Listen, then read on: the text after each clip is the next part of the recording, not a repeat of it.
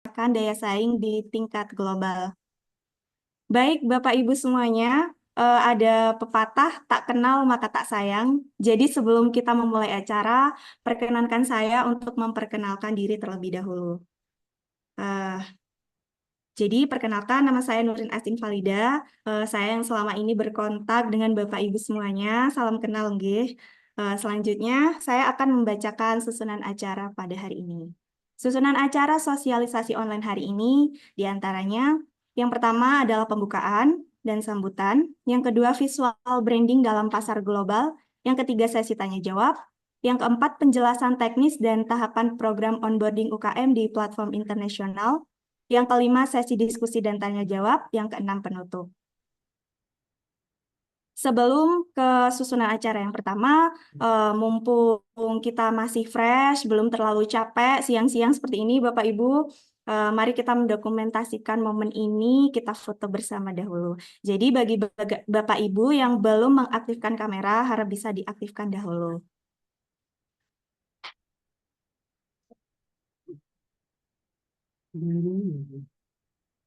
Baik, kepada panitia standby, diberikan senyum terbaiknya.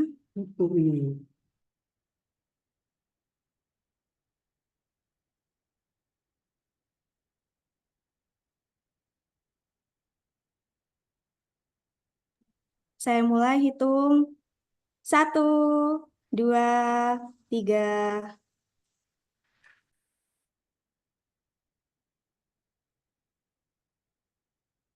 Untuk slide selanjutnya. 1, 2, 3.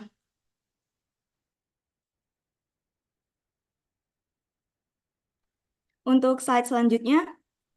1, 2, 3.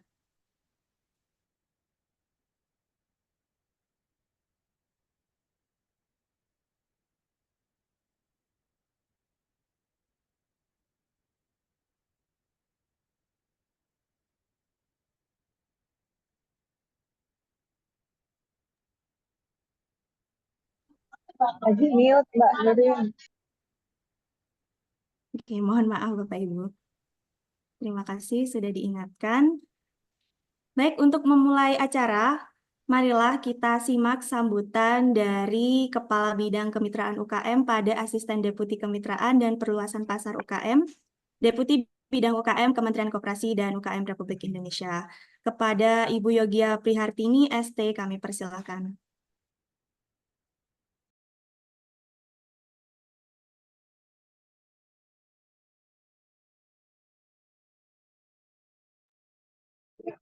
Izin sebentar ya Mbak, Ibu Gia kita lagi kegiatan juga sih Mbak.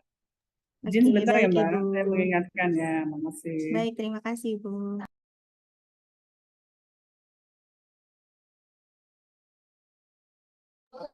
Baik, Assalamualaikum warahmatullahi wabarakatuh.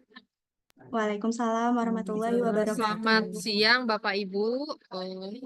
Perkenalkan saya Gia dari Kementerian Koperasi dan UKM. Dalam hal ini kami selaku pengampu kegiatan fasilitasi di onboarding UKM pada platform internasional.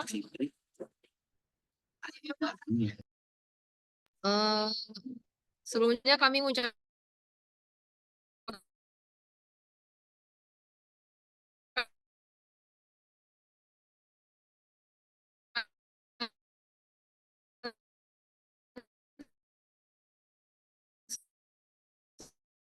selamat kepada Bapak Ibu yang sudah datang dan tentu tujuan akhirnya produk Bapak Ibu dapat terlisting di platform internasional. Dan tentunya harapan yang lebih besar lagi produk Bapak Ibu juga akan laris manis ya di platform internasional karena diharapkan dengan masuknya Bapak Ibu di platform internasional ini dapat meningkatkan perluasan pasar dari produk Bapak Ibu baik di dalam negeri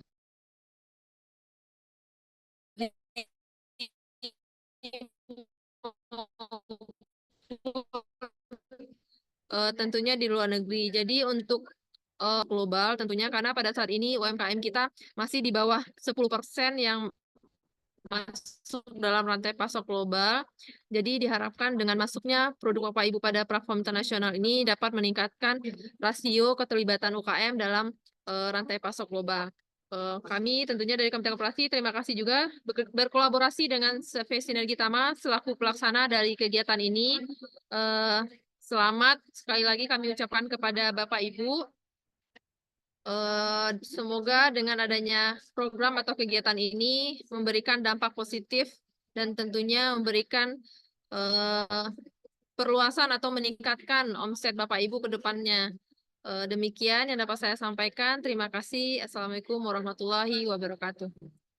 Waalaikumsalam warahmatullahi wabarakatuh. Terima kasih Ibu Yogia atas sambutannya. Semoga kegiatan ini dapat berjalan dengan lancar sampai akhir. Baik, selanjutnya marilah kita masuk ke sesi paparan yang pertama, yaitu visual branding dalam pasar global. Pemaparan ini akan disampaikan oleh Ibu Faizi Rizky Amalia SSN M-Medcom. Kepada Ibu Faizi, kami persilahkan. Ya, terima kasih Nurin.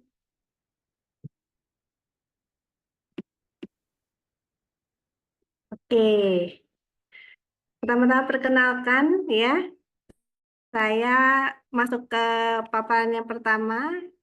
Di sini saya mungkin sama dengan pemateri yang berikutnya ya, kami sama-sama berkomitmen untuk membantu teman-teman di sini.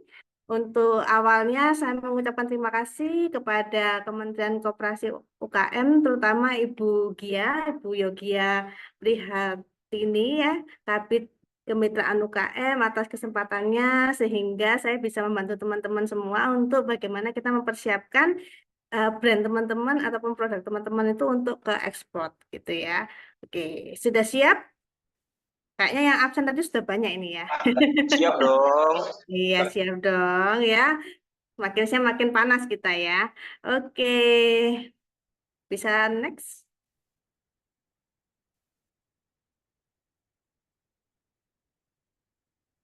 Ya, jadi yang kalau tadi katanya Mbak Nurin tak kenal maka tak aruf gitu ya harusnya ya. Jadi teman-teman saya manggilnya teman-teman aja ya biar kita ini seumuran gitu ya. Ya, satu frekuensi gitu kita ya.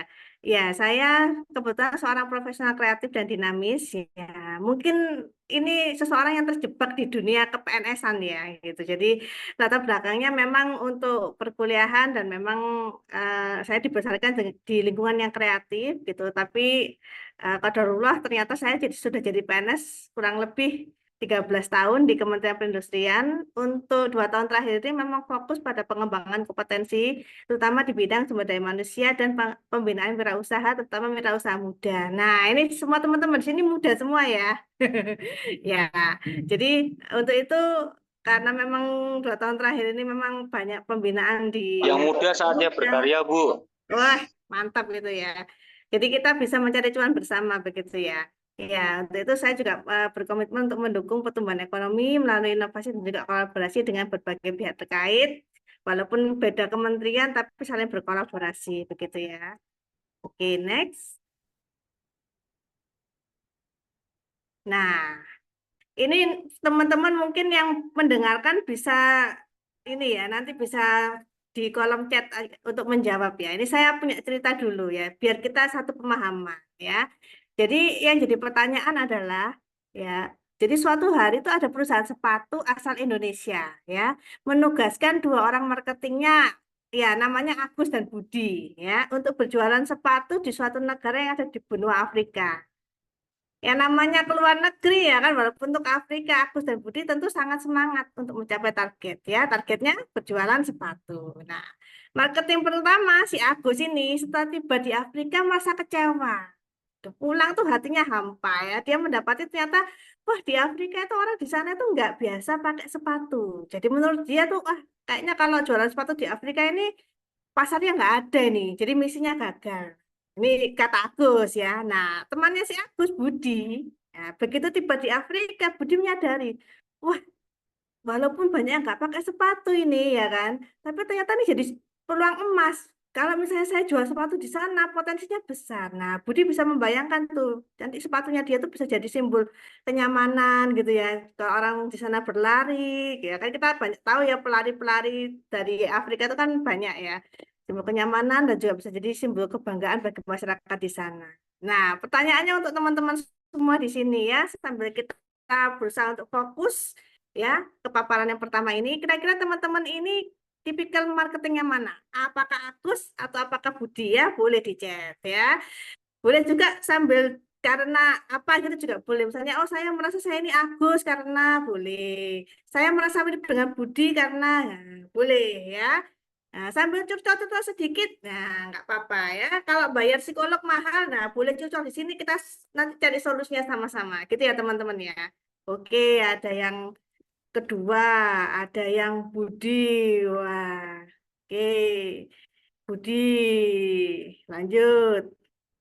Kalau banyak yang Budi ini berarti hasil kurasi teman-teman ini, teman-teman Kemenkop ini hasil kurasinya berhasil ini ya. Gitu ya. Budi, walau barang digempur lawan impor Cina. Wah, mantap ya Pak Dodi ya.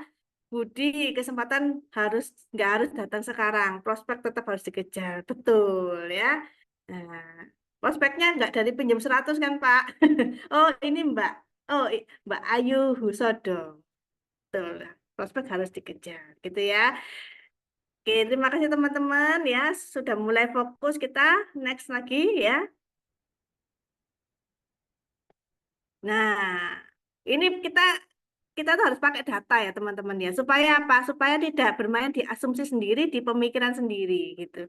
Jadi sebenarnya produk ekspor Indonesia itu gimana? Nah, kalau menurut kantor berita Antara ya, ekspor kita tuh meningkat. Ini di bulan Mei 2024. Jadi data terbaru ya, ada peningkatan. Nah, bayangin, Mei meningkat, surplus neraca perdagangan Indonesia di bulan Juni itu tercatat sudah 2,39 miliar US dollar.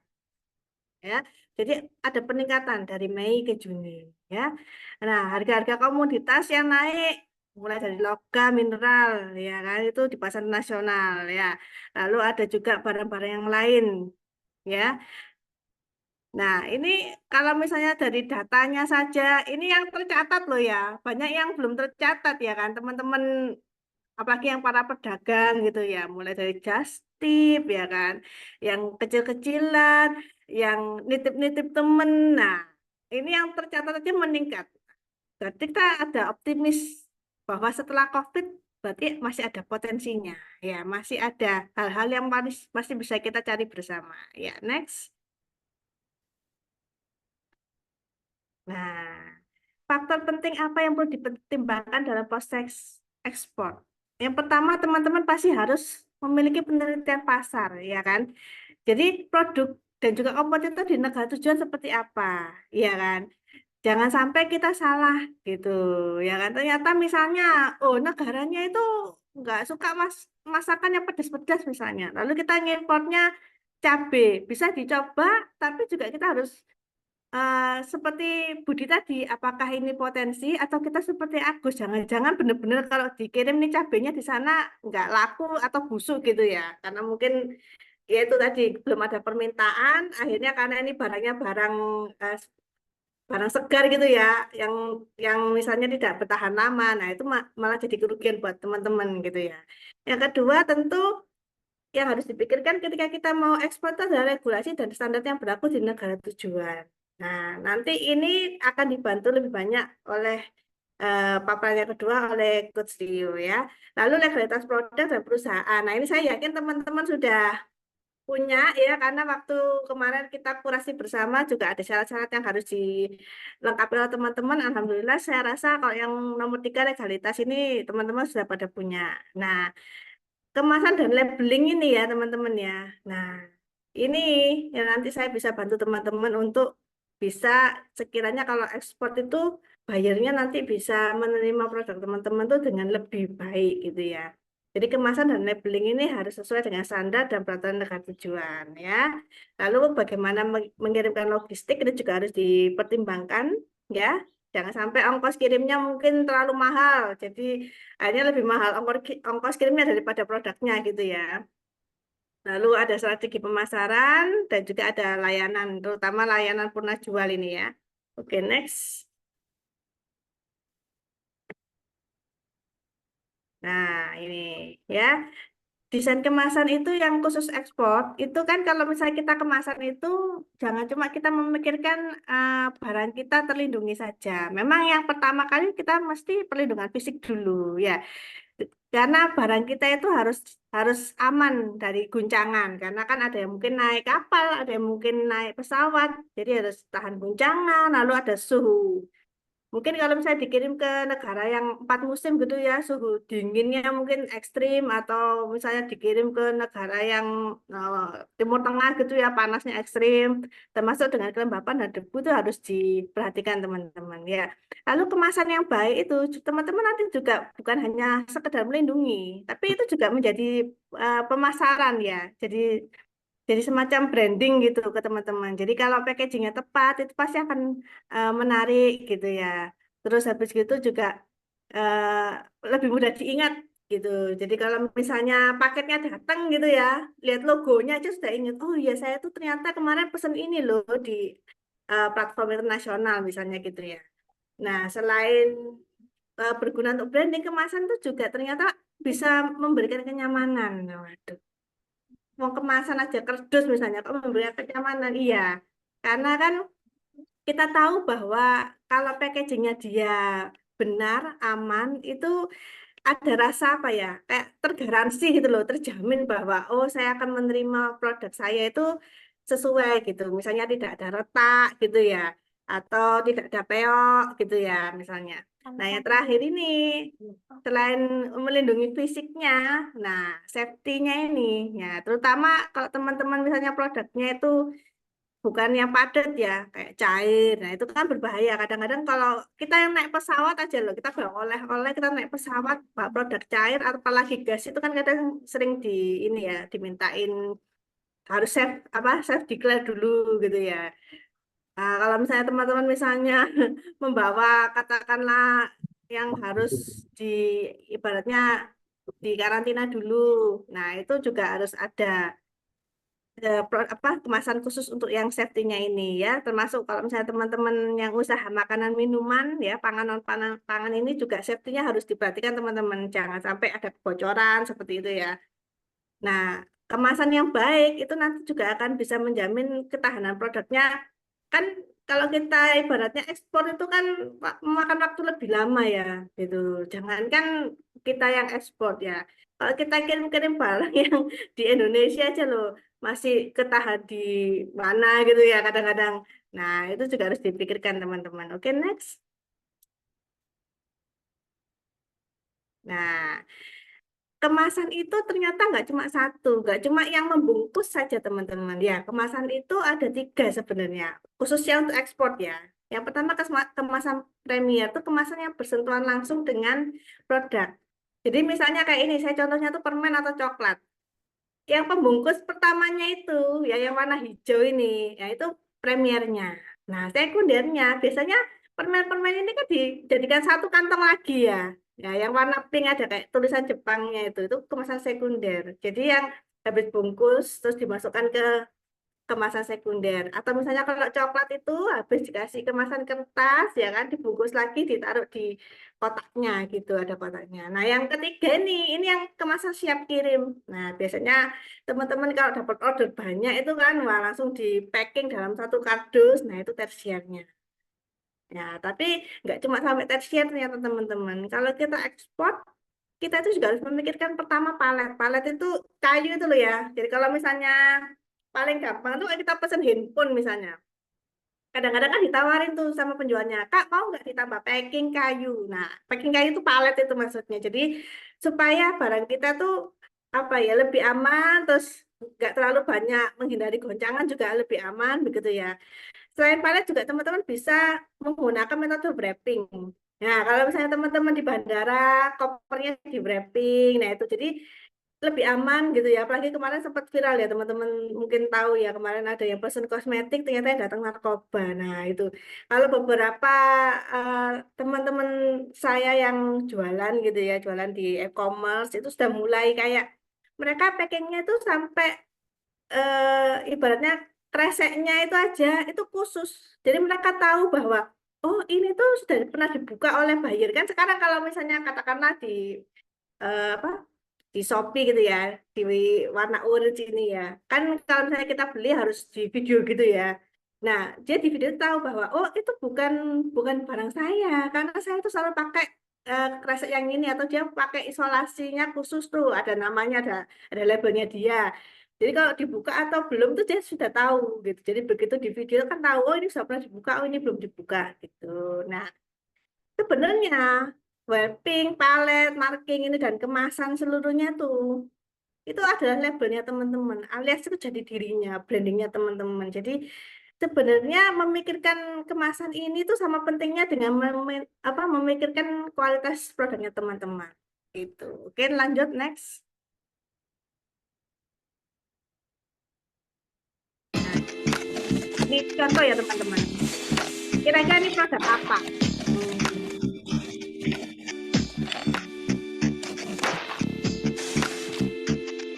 Yang tahu produk apa? Ada yang cewek packing, yang cowok ini pembelinya, dia menerima. Kira-kira produk apa?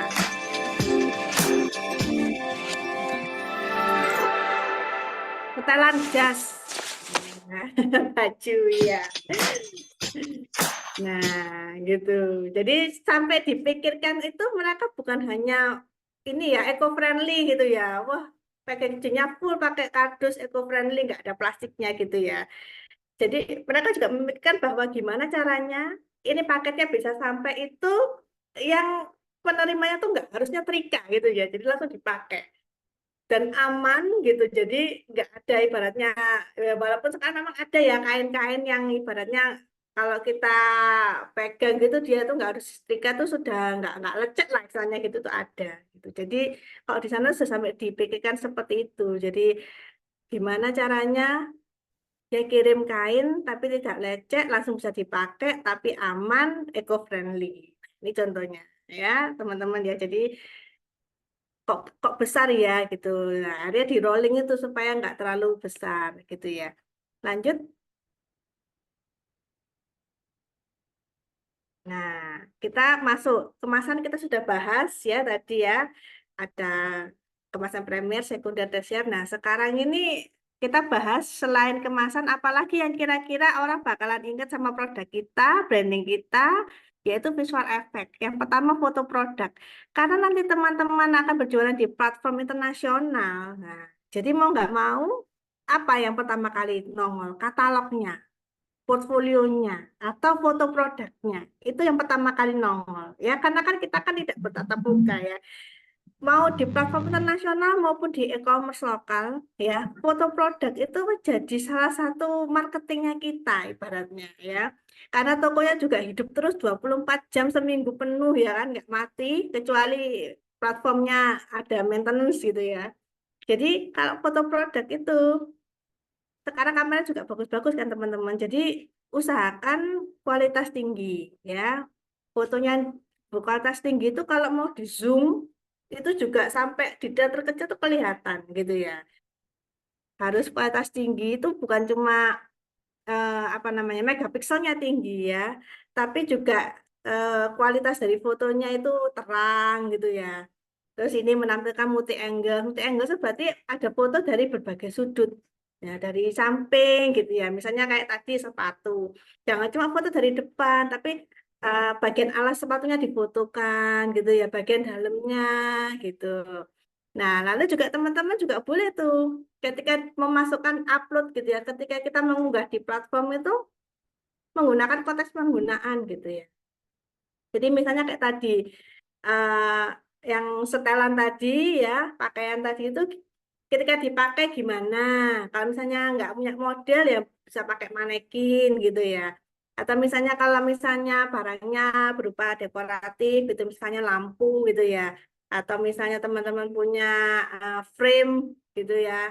Nah itu kalau misalnya dicontohkan kira-kira kalau ditaruh di ruang tamu dengan dekornya lengkap gitu itu kan lebih cantik ya daripada jual frame-nya atau lampunya tuh difoto gitu aja terus ini nggak boleh, tapi tetap kasih multi angle-nya, dikasih konteks penggunaannya gitu. Dan sekarang ini kalau misalnya kita memang bermain di pasar internasional, itu sekarang kan eranya kalau misalnya furniture ya model-model seperti IKEA gitu ya. Jadi yang IKEA itu bukan ininya ya, bukan model furniturnya, tapi cara mereka memasarkannya itu kayak latar belakangnya itu bersih, netral gitu ya. Lalu fokus di produknya. Jadi nanti lighting lighting ketika fotonya itu juga diperhatikan juga. Jadi tolong hindarkan misalnya terlalu banyak backgroundnya wah nabrak-nabrak gitu ya, atau gelap. Nah itu tolong dihindarkan dulu teman-teman.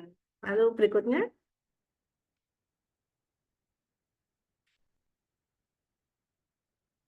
Nah, yang kedua, selain foto tadi, foto sudah bagus, ya kan?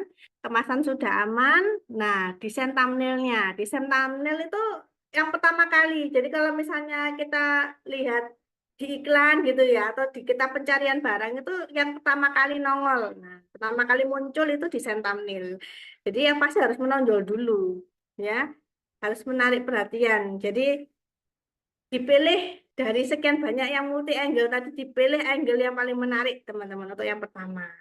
Terus yang kedua ya, untuk menarik minat tuh teman-teman boleh kasih teks, boleh kasih elemen gitu. Jadi misalnya kalau produknya atau logo produknya warnanya biru gitu ya, teksnya mungkin dikasih warna biru gitu ya. Jadi terus habis itu mungkin kalau misalnya teman-teman misalnya kreasinya tas gitu ya. Nah, tasnya itu ada logonya difoto juga, di multi angle-nya itu dikasih. Jadi supaya masih teringatnya terus gitu ya.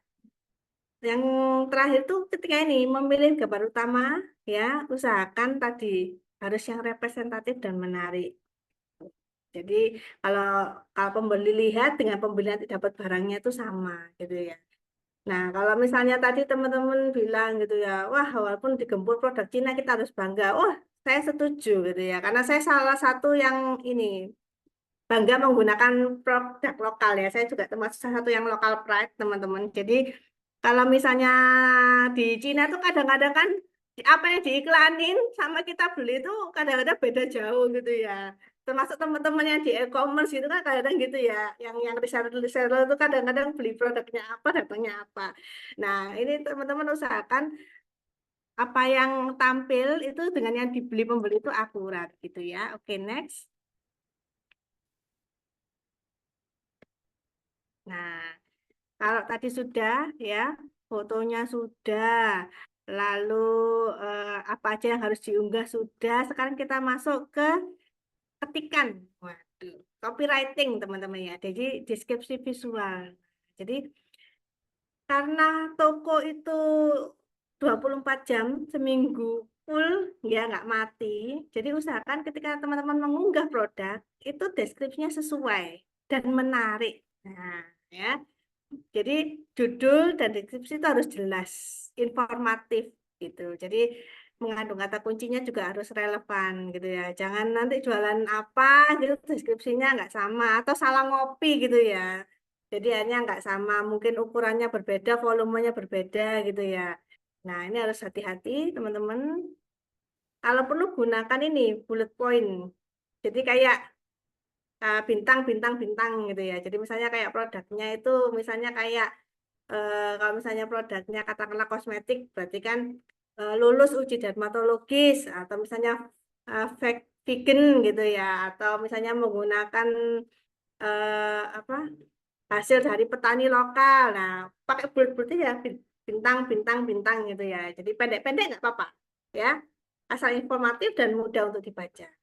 Lalu gaya visualnya tadi juga boleh teman-teman. Misalnya teman-teman punya slogan dimasukkan ke dalam deskripsi produk itu boleh ya, masukkan saja ya. Jadi supaya walaupun kesannya kita membaca, kita tetap menangkap bahwa oh ini memang khasnya ini gitu ya. Kalau misalnya Bu Ayu gitu, oh ini khasnya dari Bu Ayu tuh seperti ini. Jadi kita merasa walaupun membaca itu terngiang-ngiang gitu ya. Terngiang-ngiang oleh produknya sama teksnya tuh sama gitu.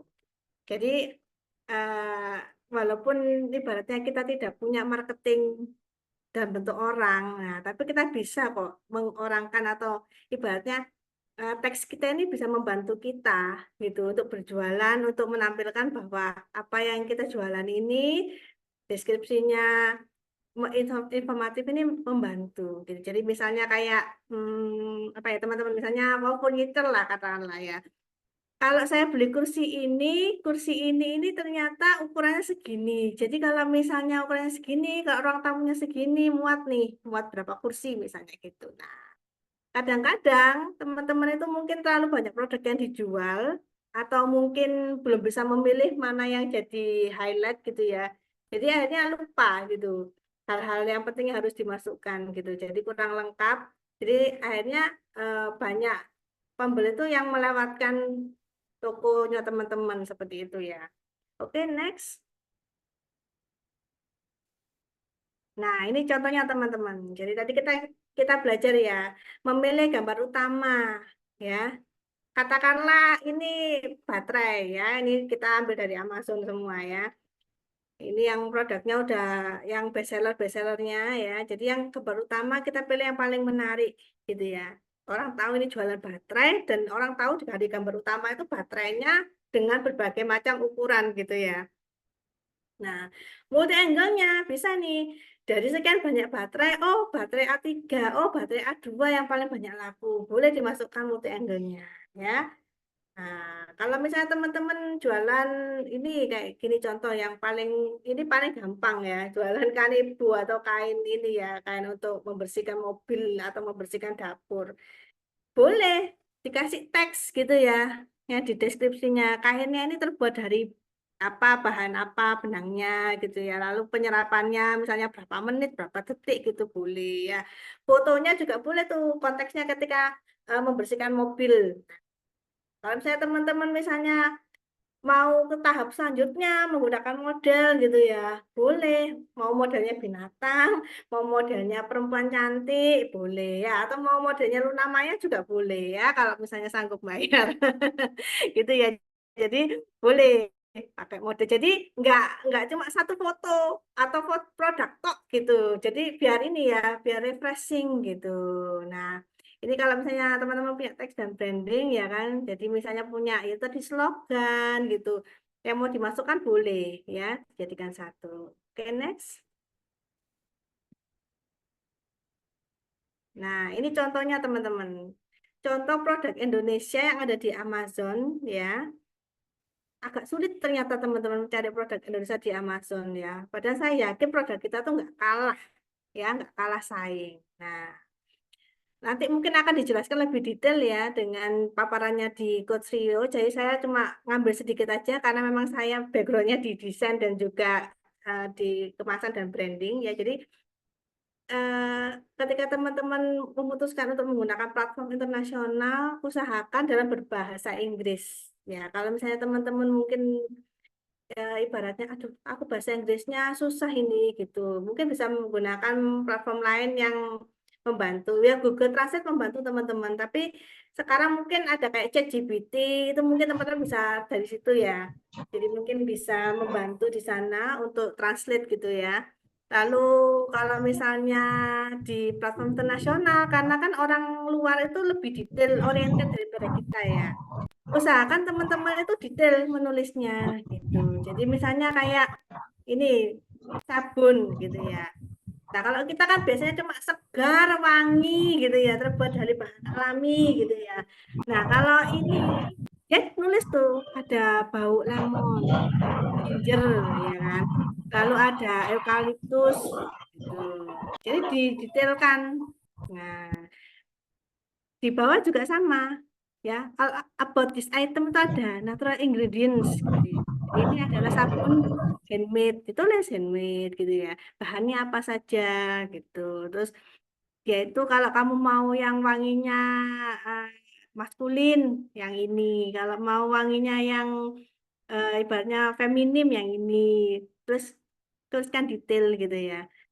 Terus ukurannya, nah, ukurannya sekian kali sekian. Kalau misalnya mau ukuran yang mini, travel friendly, gitu. Jadi menggunakan banyak istilah yang orang itu ibaratnya kalau saya beli itu saya dapat bonusnya banyak gitu loh. oh kok saya beli sabun ini, pertama, ini kan handmade nih. Oh, berarti ini kan nggak umum ya, eksklusif. Nah, eksklusifnya dijual teman-teman. Yang kedua, oh sabun ini ternyata ini travel friendly. Jadi kalau saya suka berpergian enak nih gitu. Dan juga karena dia ini kemasannya juga ibaratnya eco friendly. Jadi saya bawa-bawa itu saya nggak mengotori dengan buang-buang plastik misalnya. Jadi satu kali beli teman-teman itu bisa dapat keuntungan banyak. Nah, keuntungan itu teman-teman yang teman-teman jual. Ya, teman-teman tuliskan di deskripsi itu keuntungan bonus-bonusnya nih gitu ya. Oke, lanjut. Nah, paparan saya ternyata sudah sampai cukup di sini, teman-teman ya. Gak apa-apa ya, kan ini perkenalan ya, teman-teman. Nanti kita mungkin banyak bersua di grup ya. Jadi, saya mengucapkan terima kasih. Saya izin ya mengakhiri dengan pantun ya. Pak Pangat naik mobil sedan ya, lampunya redup berwarna merah. Ayo semangat berburu cuan ya demi hidup nyaman dan sejahtera ya. Wassalamualaikum warahmatullahi wabarakatuh. Saya Faisy Rizky Amalia, senang sekali bisa bersama teman-teman pada siang hari ini. Semoga kita bisa saling membantu ya. Nanti kalau teman-teman cuannya banyak jangan lupa saya dibelikan bakso ya. Gitu ya teman-teman ya. Oke. Mungkin bisa ke Mbak Nurin. Baik, terima kasih Ibu Faizi. Terima kasih atas paparannya. Jadi kita desain kemasan itu juga hal yang sangat penting ya Ibu. Tidak hanya perlindungan fisik saja, tapi desain kemasan juga berpengaruh untuk ekspor. Baik, berikutnya kita akan ke sesi tanya jawab Ibu. Singkat saja, kita akan memilih 3 pertanyaan dulu. Jadi silakan Bapak Ibu peserta bisa raise hand atau mengirimkan pertanyaan di kolom chat. Skema PO. Oke, boleh. Ya. Baik, ini ada pertanyaan Ibu Faizi. Ya, boleh. Selamat siang Ibu Faizi, izin bertanya Ya. apakah untuk dilakukan skema PO ini dari Ibu Frida dari PT Sultan Kreasi Indonesia? Ya. Ya, saya langsung jawab ya sambil nunggu pertanyaan yang lain ya. Ya, selamat Hmm. siang Bu Frida ya. Kalau misalnya awal Bu dengan keterbatasan modal yang kita miliki, memang skema PO itu yang lebih banyak dipakai ya, gitu. Jadi kita ngumpulin dulu di awal, lalu kemudian kalau sudah kuotanya terpenuhi gitu baru kita kirimkan itu memang banyak dipakai gitu untuk teman-teman yang masih memulai usahanya masih baru itu memang yang paling aman tuh PO dulu gitu karena kan kalau misalnya teman-teman juga harus bermodal banyak apalagi apa ibaratnya kita ada pinjaman begitu kan eh, makin pusing ya mikirnya ya udah mikir orderan gitu ya mikir cicilan gitu ya aduh nah, itu saya itu ya mikir cicilan ya ya jadi kalau misalnya mau skema PO nggak apa-apa Bu Brida tapi yang perlu digarisbawahi Bu kalau misalnya Ibu mau skema PO dilihat lagi Bu PO-nya berapa lama gitu ya kalau misalnya cukup lama gitu misalnya ada teman saya itu dia itu produknya alat pancing dan dia memang buat di Indonesia, jadi bukan dia maklon ke Cina gitu ya terus dikirim ke sini. Alat pancing ini kan sangat spesifik ya karena dia dari hobi. Jadi bukan kayak kita pangan atau sandang yang sehari-hari kita butuhkan ya. Itu dia PO-nya itu 1.000 pieces dan itu 1 tahun cukup lama gitu. Jadi dan alhamdulillahnya PO yang pertama berhasil walaupun nunggu 1 tahun itu gitu loh. Tapi ya karena memang mereka sudah punya komunitas. Jadi kalau misalnya memang Bu Frida tadi sudah merasa bahwa oh ya udahlah saya buka PO. Selama PO-nya mungkin jangan lama ya 1 minggu. Ya maksimal 30 hari lah. Kalau misalnya kita katakanlah saya pribadi ya. Kalau misalnya saya katakanlah mau produk lokal kosmetik gitu misalnya skincare gitu ya. PO paling lama itu kalau misalnya di toko online itu 30 hari gitu. Kalau misalnya banyak pemesannya nggak apa-apa dilakukan aja Bu gitu. Jadi anggap aja semua itu kita belajar ya. Kita berjualan strategi marketingnya itu bisa dicoba macam-macam gitu. Jadi sambil kita belajar ya sambil kita juga mencoba. Oke, seperti itu Bu Frida.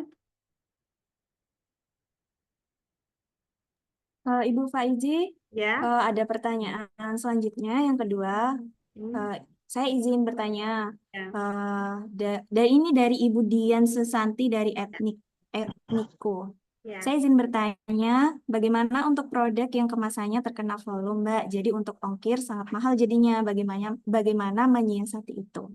Ya, kalau misalnya Bu Dian ini kita bilangnya masalahnya ke ekspor ya Bu ya.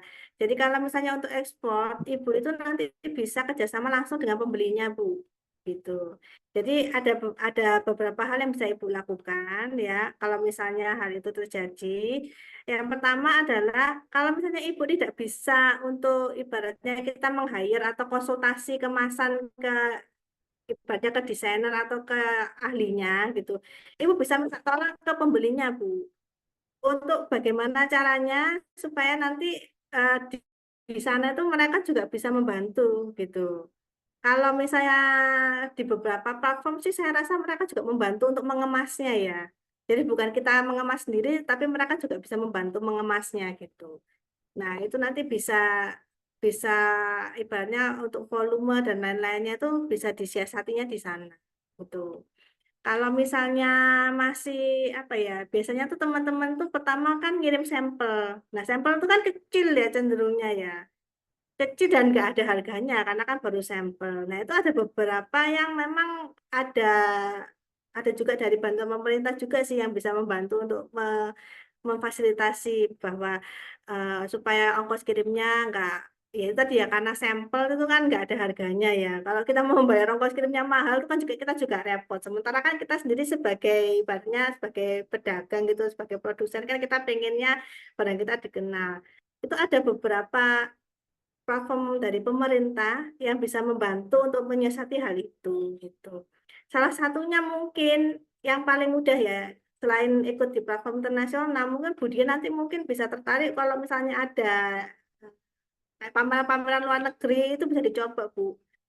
Memang kita ya ini ya kita ini memasuki era di mana pengetahuan itu tuh jadi kayak hal yang utama. Jadi kalau misalnya kita hidup di era mungkin 60 70 itu orang yang punya uang itu orangnya bisa sukses gitu ya.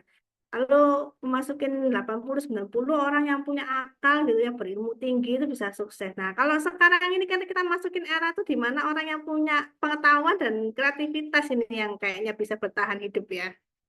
Jadi sekarang banyak Bu bantuan-bantuan fasilitasi untuk yang ini menekan ini termasuk klinik kemasan saya rasa Kemenkop UKM punya ini klinik kemasan ya jadi bisa konsultasi kita coba konsultasi yang gratis-gratis dulu jadi biar kemasannya tuh nggak kena volume gitu ya Bu Dian ya oke lanjut. Baik, Ibu Faizi, terima kasih atas jawabannya.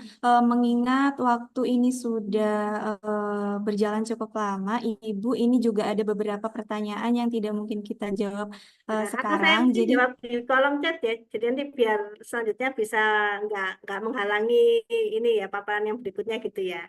Saya iya izin betul, Ibu. teman-teman saya balas di kolom chat aja ya saya. Jadi biar Iya, nggak memotong banyak waktu gitu. baik. Terima kasih, Ya, Ibu. oke, Untuk terima kasih pertanyaan, teman-teman. terima kasih. Untuk pertanyaan lainnya, Bapak Ibu nanti akan dijawab oleh Ibu Faizi di kolom chat.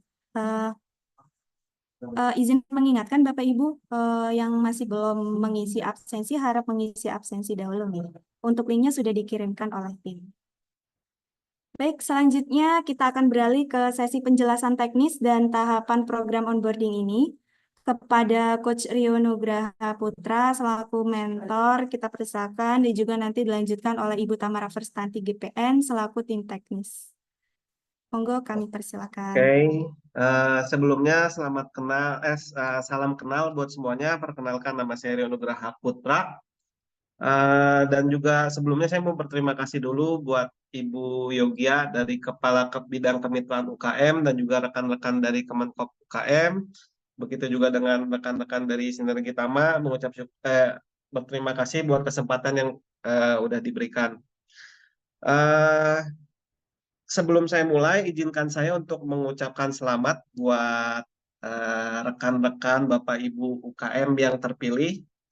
Bapak Ibu di sini adalah UKM yang terpilih dari 300 lebih pendaftar. Jadi selamat sekali lagi Bapak dan Ibu bisa berbesar hati karena produk UKM Bapak dan Ibu sudah melewati proses kurasi dari kami. Begitu juga, jadi 2 tahapan ya dari tim kami, begitu juga dengan sudah dikurasi oleh tim dari Kemenkop UKM. Jadi Bapak Ibu harus percaya diri bahwa produk Bapak Ibu adalah produk yang berpotensi untuk bisa sukses atau berhasil di platform internasional. Sekali lagi selamat.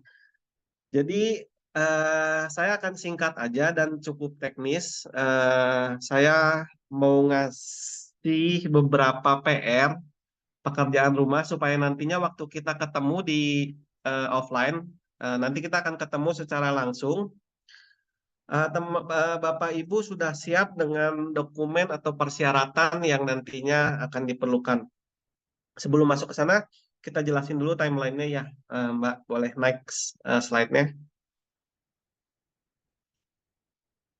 Ini mau dijelasin sama Mbak Tamara atau sama saya aja?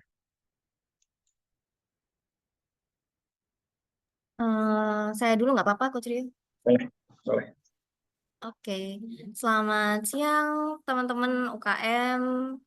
Saya juga mengucapkan selamat kepada teman-teman UKM yang sudah terpilih dari proses kurasi kita.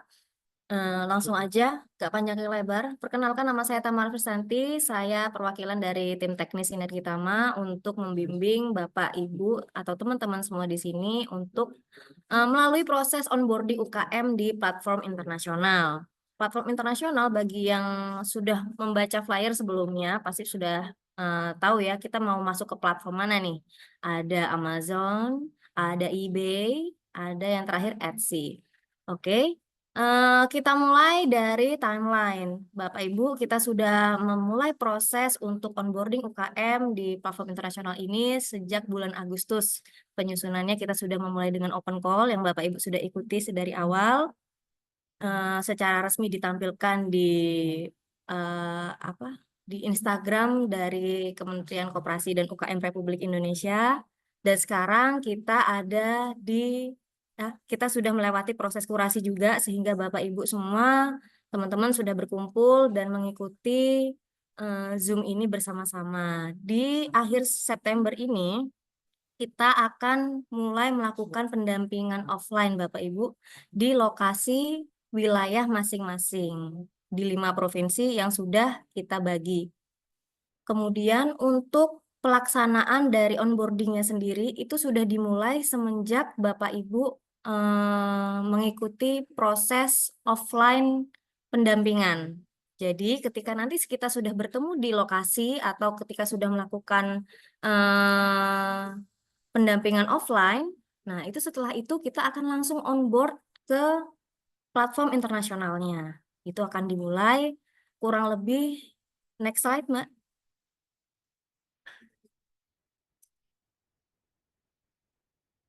Kurang lebih akan kita lakukan selama 2 bulan ya. Harapan kami Bapak Ibu di sini karena sudah memiliki kualifikasi yang cukup, yang sudah terkurasi sebelumnya, harapan kami Bapak Ibu akan lancar menjalankan prosesnya sampai dengan itu selesai, tidak sampai 2 bulan. Nanti akan dibantu oleh Coach Rio dan bersama tim Sinergi Tama. Oke, di 26 September kita sudah sosialisasi di hari ini ya, onboarding UKM Platform Internasional by Zoom, kita semua berkumpul di sini. Kemudian di esok tanggal 30 September kita akan melakukan pendampingan offline di wilayah DKI Jakarta dulu nih Bapak Ibu. Di wilayah DKI dulu, kemudian di tanggal 2 Oktober kita di Jawa Barat, kita di Bandung tepatnya. Nah ini siapa nih yang dari Bandung nih? Kemudian di tanggal 4 Oktober kita pendampingan offline di Jawa Tengah di Solo tepatnya. Lalu di 8 Oktober kita di Surabaya di Jawa Timur. Nah ini kayaknya banyak nih di Surabaya nih. Nomor 6, kita di tanggal 10 Oktober kita pendampingan offline di Bali di Nusa Dua. Nih absen dong nih siapa yang dari Bali nih ya. Jauh-jauh ya. Oke. Tidak eh, ya. Nanti selama perjalanan ini Bapak Ibu, setelah kita pendampingan offline, kita nanti juga ada pendampingan online-nya. Next slide mungkin. Bapak Ibu, mungkin setelah ini akan kami bantu untuk share wilayah pendampingan offline ini bersifat tentatif. Tentatif artinya mudah-mudahan tidak ada aral melintang, tidak ada kesulitan yang berarti sehingga kita tidak merubah venue ya Bapak Ibu ya. Jadi di DKI Jakarta tanggal 30 nanti itu di Ballroom Five Hotel PGC Cililitan. Kemudian di Jawa Barat di Bandung tanggal 2 itu di Ibis Bandung Trans Studio. Untuk di Solo Jawa Tengah tanggal 4 kita di Ibis Style Solo. Kemudian di tanggal 8 bulan Oktober Surabaya Jawa Timur kita di The Southern Hotel. Dan di tanggal 10 bulan 10 kita di Bali, di Mercure Bali Nusa Dua. Setelah ini akan kami share. Oke, next. Perlu Bapak Ibu ketahui bahwa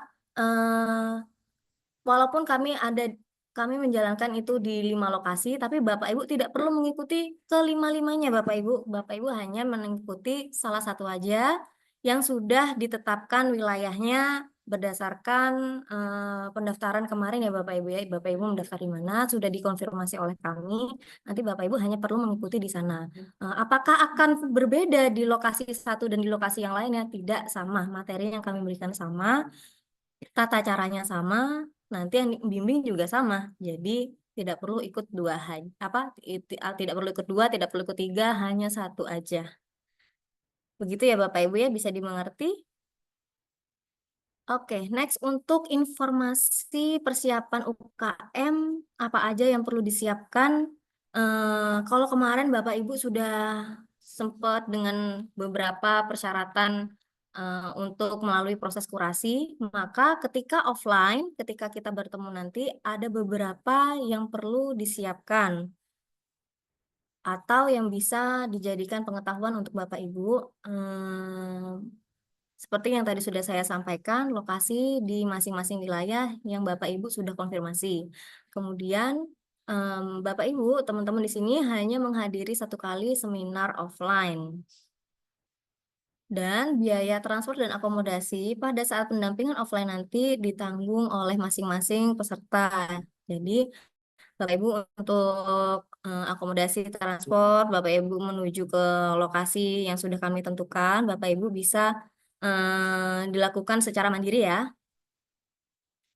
Oke, untuk delegasi peserta yang hadir di seminar offline itu hanya 1 orang.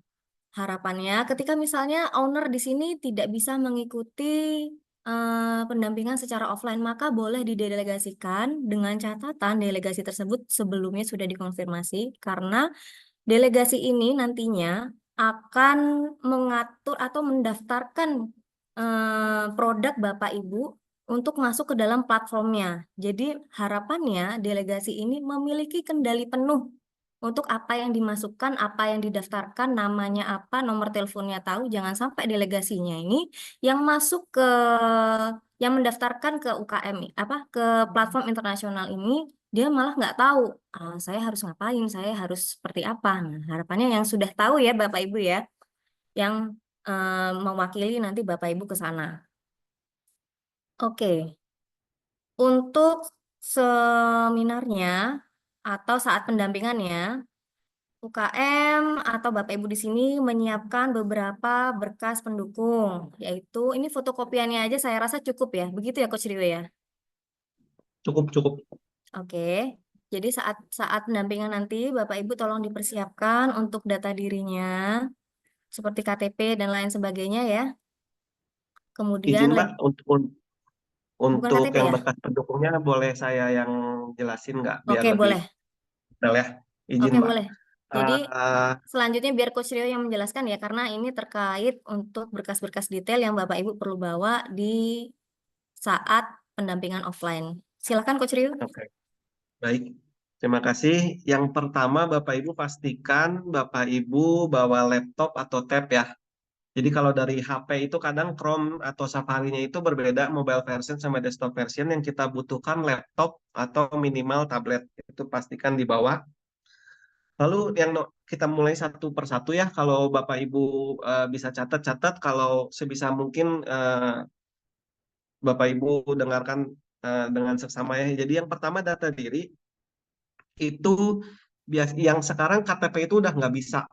Jadi update terbaru itu hanya bisa paspor atau SIM. Nah, saran saya untuk teman-teman bisa gunain paspor aja karena chance untuk diterimanya itu lebih tinggi dibandingkan SIM. Dari pengalaman saya kenapa? Karena paspor sendiri udah ada dua bahasa, bahasa Indonesia dan bahasa Inggris. Jadi itu akan memudahkan Bapak dan Ibu. Tapi seandainya tidak punya paspor, nggak masalah pakai SIM. Tapi dipastikan untuk SIM-nya itu ditranslate atau diterjemahkan ke bahasa Inggris. Oke. Untuk jasa penerjemahnya, Bapak Ibu bisa cari sendiri di Google, banyak banget namanya sworn translator atau penerjemah tersumpah.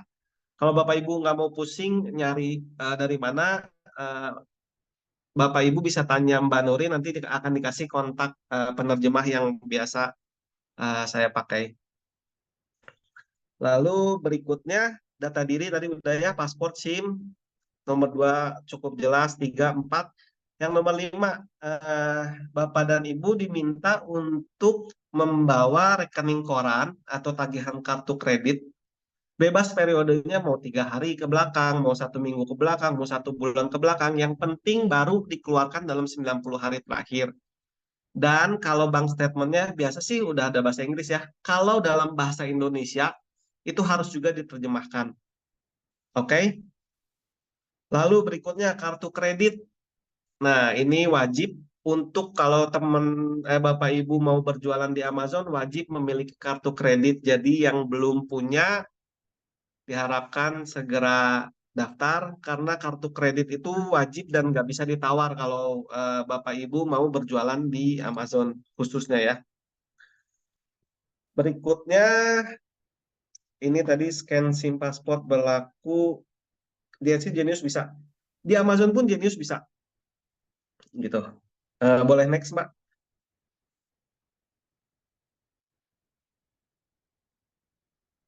Lalu, nah ini utility bills. Jadi diminta juga tagihan listrik atau air atau telepon atau gas atau internet yang mana yang Bapak Ibu punya. Yang penting eh, tagihannya itu ada logo perusahaannya, misalnya dari PLN ada logo PLN-nya atau perusahaan listrik negara itu cukup. Jadi ada kop atau logo perusahaannya satu. Yang kedua, pastikan di tagihannya itu ada alamat Bapak dan Ibu karena tujuannya Amazon atau marketplace ini minta utility bills itu untuk ngecek bahwa alamat yang dimasukin apakah sesuai atau enggak. Jadi pastikan ada logo perusahaannya dan juga ada alamat Bapak dan Ibu. Nah, banyak yang ditolak di Amazon itu karena alamatnya itu ada typo atau misalnya di jalan, misalnya Jalan Ahmad Yani, yang kita masukkan Jalan Ahmad Yani tapi di tagihan itu Jalan A titik Yani. Bisa diingat nggak? Jadi mohon dipersiapkan untuk alamat yang berbeda seperti itu bisa ditelepon ke perusahaannya, minta bilnya disesuaikan alamatnya sesuai dengan misalnya di paspor atau di KTP. Jadi kalau daftar di platform internasional, nama dan alamat itu pastikan konsisten Bapak Ibu. Di paspor, nanti waktu masukin, yang nggak punya kartu kredit, bikin ya. Gitu. Tadi sampai mana? Pastikan konsisten nama dan alamat. Itu sih. Kalau yang tadi saya omongin Bapak dan Ibu bisa memenuhi semuanya, saya yakin program kita ini atau onboarding Bapak dan Ibu akan lancar, akan selesailah dalam waktu 1 atau 2 minggu. Saya harapkan apa yang saya sampaikan di sini bisa membantu dan sampai ketemu di pendampingan offline. Coach izin bertanya, mohon maaf Coach, pakai audio. Boleh. Mohon maaf Coach. Silakan. Ya, Boleh Coach yang ini yang baik. pertama Gimana? ada tim Coach. Saya Sukma dari Radar Asik Dekor Pekalongan. Salam kenal Coach. Boleh. Sebentar Mas, saya tanya dulu ke Mbak Tamara, Gini, gimana gini, Mbak? gini. Ini sesi pertanyaan udah dibuka atau gimana, Mbak? Mbak Tamara, saya ngikut Iya. arahan. Belum ya sebenarnya. Mungkin ditampung dulu Bapak Dulu ya. karena biar kita runtut menjelaskannya takutnya nanti nggak runtut gitu ya. Kita selesaikan dulu ya. Mm. Lalu, Siap, maaf ya. oke. Jadi goalnya kita itu Bapak dan Ibu bisa onboarding di dua platform internasional. Nanti kita akan coba yang tadi seperti udah dijelaskan ya di Amazon, eBay, dan Etsy. Jadi Bapak dan Ibu di waktu sebelum offline kan ini masih ada beberapa hari nih, bisa mulai searching-searching kira-kira Amazon itu banyak sekali karena Amazon itu ada di Amerika, Eropa, Asia Pasifik, dan Timur Tengah. Kira-kira nih produk kita lebih banyak pasarnya itu di Timur Tengah atau di mana? Nah itu Bapak dan Ibu bisa mulai cari dulu dari sekarang kira-kira produk Bapak Ibu apa, bisa search di Amazon apakah ada atau peluangnya bisa mulai dilihat dilirik-lirik ya. Jadi nanti tahu oh saya nggak mau ke Amazon US deh, lebih baik saya ke Timur Tengah aja. Itu boleh silahkan ya Ibu Bapak. Lalu berikutnya tadi ada beberapa dokumen yang harus ditranslate ke bahasa Inggris. Saya minta supaya prosesnya lancar ya. Scan-nya itu harus jelas, high resolution, nggak miring-miring atau dokumennya nggak terlipat, harus mudah dibaca, asli, tidak diedit. Kalau diedit itu pasti ketahuan sama Amazon ya. Dan juga nanti disatukan di satu PDF. Jadi yang bahasa Inggris terlebih dahulu, lalu di bawahnya file aslinya disatukan di satu PDF. Pastikan juga PDF-nya tidak di password. Kalau dari saya sekian. Next, mungkin slide-nya. Ini tadi ya. Oh ya, Bapak dan Ibu jangan lupa bawa juga nanti di hari H waktu pendampingan offline dibawa juga produknya. Lalu ini jangan lupa bawa surat pernyataan komitmen, membawa produk yang akan dijual, foto produk dipersiapkan, dan juga seluruh hasil terjemahan file semua soft copy dipersiapkan di laptopnya ya. Gitu. Kalau produknya besar gimana? Apa produknya cuma satu? Coba nanti dikonsultasikan sama Mbak Nurin aja ya. Nanti langsung one on one aja. Lalu untuk pendampingan, jadi setelah offline itu sebenarnya semua materi sudah tersampaikan ke Bapak dan Ibu. Namun jika nantinya Bapak dan Ibu mengalami kesulitan dalam proses pendaftaran, kami tetap ada untuk Bapak dan Ibu. Pendampingan itu nantinya akan langsung ke saya via WhatsApp. Jadi kalau ada kesulitan, oh ini ditolak seperti A, B, C, ini kenapa? Saya akan bantu untuk Bapak dan Ibu bisa berhasil proses pendaftarannya, oke? Kalau diperlukan nantinya coach nggak jelas misalnya lewat WhatsApp, kita bisa telepon nggak atau kita bisa Zoom meeting, silahkan bisa request via WhatsApp langsung aja. Jadi jangan khawatir Bapak dan Ibu, kita harapkan seluruh UKM 75 yang sudah dipilih ini bisa onboarding di platform internasional kita usahakan. Oke. Itu aja Mbak dari saya. Sekian terima kasih. Kalau ada tambahan dari Mbak Tamara atau mau dibuka Q&A atau baiknya seperti apa? Oke, Coach Rio, terima kasih atas penjelasannya. Jadi aku review lagi beberapa yang poin-poin penting yang mungkin Bapak Ibu tadi belum terlalu ini ya, get it gitu loh. Gimana, apa sih tujuan kita ke sini nanti goals-nya Bapak Ibu? Goals-nya Bapak Ibu adalah bisa onboarding dan listing produknya di dua platform internasional. Platformnya yang sudah kami persiapkan adalah Amazon, eBay, dan Etsy. Nah, Bapak Ibu nanti teman-teman di sini akan membantu untuk Bapak Ibu onboarding di salah duanya, bukan salah satu ya, salah duanya. Begitu. Itu goals-nya dari apa yang kita lakukan program dari Kementerian Koperasi dan UKM ini.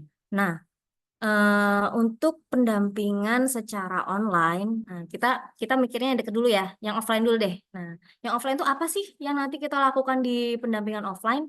Di pendampingan offline nanti akan ada kupas tuntas tentang produk dari Bapak Ibu yang nanti akan dipilih langsung oleh Coach Rio. Nah, ini dikupas apanya nih? Dikupas nih segi menariknya apa? Nah, nanti bisa memenuhi pasar mana? Nah, seperti itu kurang lebih ya. Nanti detailnya pasti Coach Rio nanti bisa bisa spill-spill nanti ya. Kemudian ada juga penjelasan lebih mendalam dari Coach Rio tentang onboarding di platform internasional. Coach Rio ini sudah berpengalaman selama 8 tahun ya Coach ya. Untuk beliaunya sendiri sudah berjualan di platform internasional selama sekian tahun tersebut, sehingga pengalaman dari beliau ini harapannya bisa membantu Bapak, Ibu, teman-teman UKM di sini untuk mulus lancar listing produknya di platform-platform internasional tersebut. Karena kalau kita pemahamannya adalah ketika kita mendaftarkan produk kita di platform internasional itu sangat sama sekali berbeda dengan kita daftar Shopee atau platform-platform yang sudah ada di Indonesia yang sudah Bapak Ibu kenal selama ini. Jadi bisa jadi pengetahuan Bapak Ibu yang selama ini sudah ada itu bisa jadi berbeda sama sekali ketika di offline meeting nanti. Begitu. Kemudian tidak lupa juga saya mengingatkan untuk persyaratan-persyaratan Bapak Ibu jangan lupa dibawa dan tidak ketinggalan laptop atau tablet dibawa juga ya karena nanti Bapak Ibu teman-teman di sini kalau misalnya onboarding pakai HP bukannya tidak bisa itu bisa tapi nanti akan kesulitan untuk upload upload dokumennya, upload fotonya itu tidak akan sebebas kalau Bapak Ibu bawa laptop. Nanti juga dari tim kami juga bisa membantu, kami siapkan Bapak Ibu untuk proses onboardingnya. Oke, kalau dari saya itu aja mungkin Coach. Sebelumnya sekali lagi saya mengucapkan selamat kepada UKM. Mungkin setelah ini akan ada sesi tanya jawab yang akan dipandu oleh Mbak Nurin. Terima kasih untuk UKM, kalian telah menunjukkan semangat yang luar biasa dan kualifikasi yang luar biasa dalam melewati proses seleksi dan kurasi yang sudah dilakukan. Kami semua dari tim Sinergi Tama, baik pun itu juga dari Kementerian Koperasi dan UKM, sangat bangga untuk menjadi bagian dari perjalanan kalian untuk mengembangkan diri dan mempersiapkan kesuksesan di dunia ekspor. Mari kita raih pengalaman berharga ini bersama-sama, kita eksplorasi pengetahuan-pengetahuan baru, serta kontribusi yang nyata bagi perkembangan UKM di Indonesia. Terima kasih teman-teman UKM semuanya. Assalamualaikum warahmatullahi wabarakatuh. Selamat siang. Waalaikumsalam. Selamat siang. Iya. Terima kasih Ibu Tamara Festanti dan juga Coach Rio atas paparan dan juga penjelasannya. Baik Bapak Ibu, berikutnya kita akan memasuki sesi diskusi dan tanya jawab. Jadi kami persilakan kepada para peserta untuk mengajukan pertanyaan melalui fitur chat atau langsung dengan menggunakan fitur raise hand. Oke, di Saya izin sini bertanya, Mbak sudah Nuri, ada mohon maaf. beberapa. Iya, Bapak bisa raise hand dulu nggih, karena kita menjawabnya juga berdasarkan urutan seperti itu. Oke, di sini ya, di sini ada pertanyaan. Oh, ada pertanyaan tadi. Kita ke kolom chat dulu. Oh, ada yang raise hand. Oke. Di sini ada Chef Federico, ada Ibu Diana Secahyo. Monggo Ibu bisa Halo, selamat langsung sore. tanya. Assalamualaikum. Salam sejahtera, Om Swastiastu, Namo Buddhaya. Perkenalkan nama saya Diana Susahyo dari CV Federico. pertanyaan saya pertama ada beberapa sih. Pertama, tax identity itu sama aja NPWP pribadi bukan ya? Terus yang kedua kan kartu kredit. Saya nggak punya kartu kredit. Pertanyaannya kartu kredit apa yang bagus yang diterima di luar negeri? Apa bebas banknya gitu? Maksudnya kan katanya harus di approve Amazon gitu kan? Kemungkinan kartu kredit mana aja yang bisa diterima di Amazon, jadi nggak sia-sia buka kartu kredit, totonya oh nggak bisa diterima gitu. Soalnya saya nggak tahu kartu kredit mana. Itu aja sih, dua itu aja.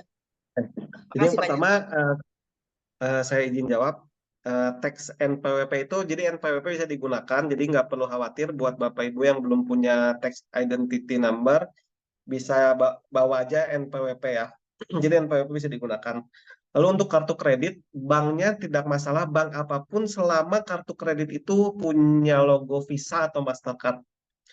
Jadi kartu kredit itu sama sebenarnya semuanya, Bu. Pengelolanya itu Visa atau Mastercard. Tinggal Ibu pilih aja mau bikin di Genius atau mau bikin di Bank Mega atau BCA, itu terserah. Yang penting ada Visa dan Mastercard-nya. Dan pastikan juga kalau Bapak Ibu kartu kreditnya itu ditanyakan, ada beberapa kartu kredit yang dilimit hanya untuk lokal. Jadi bisa diminta ke customer service banknya, ini tolong dibuka untuk transaksi internasional atau di luar negeri. Itu aja catatannya sih. Kalau banknya bebas. Tuh, semoga menjawab ya. Oke, baik, terima kasih Coach. Ibu Diana, apakah ada tambahan? Makasih Baik, udah sudah. selesai. Baik, sudah cukup menjawab. Kemudian ada Bapak Adi Surya dari Tenun Alus Indonesia.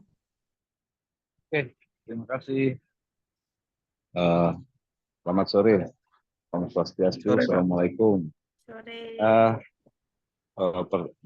Yang ada harapan, ada pertanyaan. Harapannya kalau boleh dibikinkan SWOT analisis untuk ketiga platform.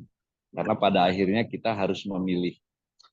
Apalagi setahu saya platform tersebut ada yang berbayar bulanan, even bahkan tahunan. Mungkin boleh dibikin SWOT analisisnya sehingga kita tepat memilih dari ketiga platform tersebut. Karena kan memang pengennya sih tiga-tiga. Tapi ya dari SWOT analisis paling tidak kita bisa memilih mana yang paling cocok dengan produk kita. Yang pertama harapannya ada SWOT analisis. Kedua, tadi sudah terjawab, tapi ingin memastikan bahwa mengenai NPWP dan TIN ini di kepala saya sih masih berpikir sama gitu ya. Tapi kalau lebih jauh kita mencari tahu tentang ekspor atau mengirimkan barang ke luar negeri, kok rasanya yang diminta selalu TIN. Apakah artinya sama secara number atau berbeda? Even bahkan saya sudah coba registrasi ke pajak gitu ya, tapi ternyata gagal untuk mendapatkan detail tentang TIN. Balik lagi ke NPWP. Itu yang kedua. Lalu yang ketiga mengenai kartu kredit. Kartu kredit ini saya kan untuk usaha ini bareng sama istri saya. Jadi kalau menggunakan kartu kredit atas nama istri, sebetulnya harusnya nggak masalah selama nanti tinggal dihukum dengan surat-surat pernyataan atau kartu keluarga atau apa lain halnya. Mungkin itu aja dari saya. Terima kasih. Oke. Terima kasih Pak masukannya. Untuk harapannya kita tampung. Untuk sementara kita sudah merencanakan untuk 3 UKM yang terpilih aja. Kita akan lakukan analisis. Jadi saya khususnya akan memilih 3 UKM karena keterbatasan waktu dan sumber daya. Kita hanya akan melakukan analisis terhadap 3 UKM dan nantinya itu bisa dijadikan study case yang mungkin bisa direplikasi ke UKM-UKM lain. Bagaimana cara berpikirnya, bagaimana cara menilai oh produk ini berpotensi atau enggak, oh bagaimana cara mengolahnya, itu nanti akan dijadikan study case yang akan dibahas waktu kita ketemu offline. Jadi nggak bisa semuanya 75, tapi terima kasih untuk masukannya Pak. Semoga UKM Bapak terpilih. Lalu untuk tadi TIN dan NPWP sendiri, saya berjualan di Amazon juga tidak punya TIN ya, hanya NPWP. Eh, Kebetulan saya mengirim produknya itu dari Cina langsung ke USA, jadi bukan produk lokal Indonesia ya. Jadi saya nggak tahu TIN itu terjebaknya waktu di pengiriman, shipping forwarder yang nanya, atau dari Amazonnya. Tapi kalau dari Amazonnya sendiri, dari pihak platformnya itu nggak mewajibkan adanya TIN, NPWP aja cukup, Pak. Itu aja. Lalu untuk kartu kredit, betul atas nama istri nggak masalah, Pak. Tapi kalau bisa sih eh, seragam aja, Pak, untuk meminimalisir nantinya ada resiko ke depannya namanya berbeda atau segala macam. Tapi kartu kredit, saya pernah eh, di awal-awal saya berjualan di Amazon juga, waktu itu saya masih mahasiswa, saya pakai kartu kredit kakak saya, itu nggak masalah. Itu semoga menjawab ya.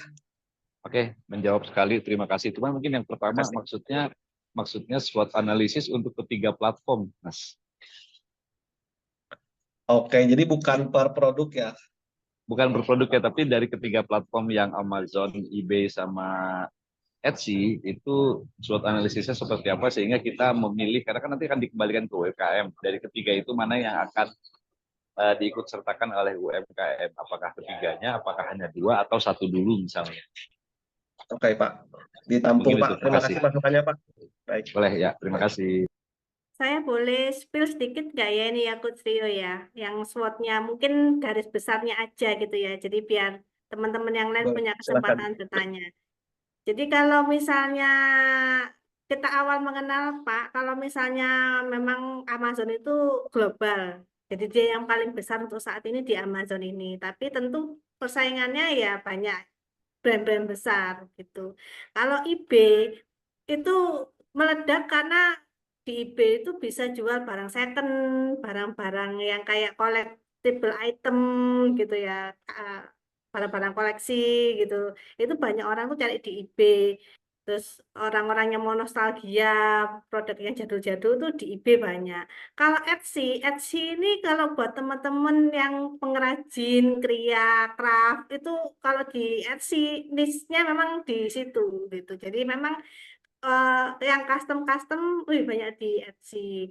Nah, kalau misalnya teman-teman sekiranya ada hal-hal tertentu yang memang kayaknya pasarnya di Etsy ini ya nggak apa-apa kalau misalnya nanti mau di Etsy aja. Tapi kalau dari kami tentu akan tetap tawarkan di Amazon, di eBay maupun di Etsy gitu. Kalau bisa di Amazon sih karena kan memang itu yang paling besar untuk saat ini dan memang globalnya di sana. Seperti itu teman-teman. Betul. Terima kasih Bu Faizi, penjelasannya sangat luar biasa. Baik, terima kasih Coach Rio dan juga Ibu Faizi. Untuk selanjutnya ada Ibu Syifa dari DD1. Monggo Ibu.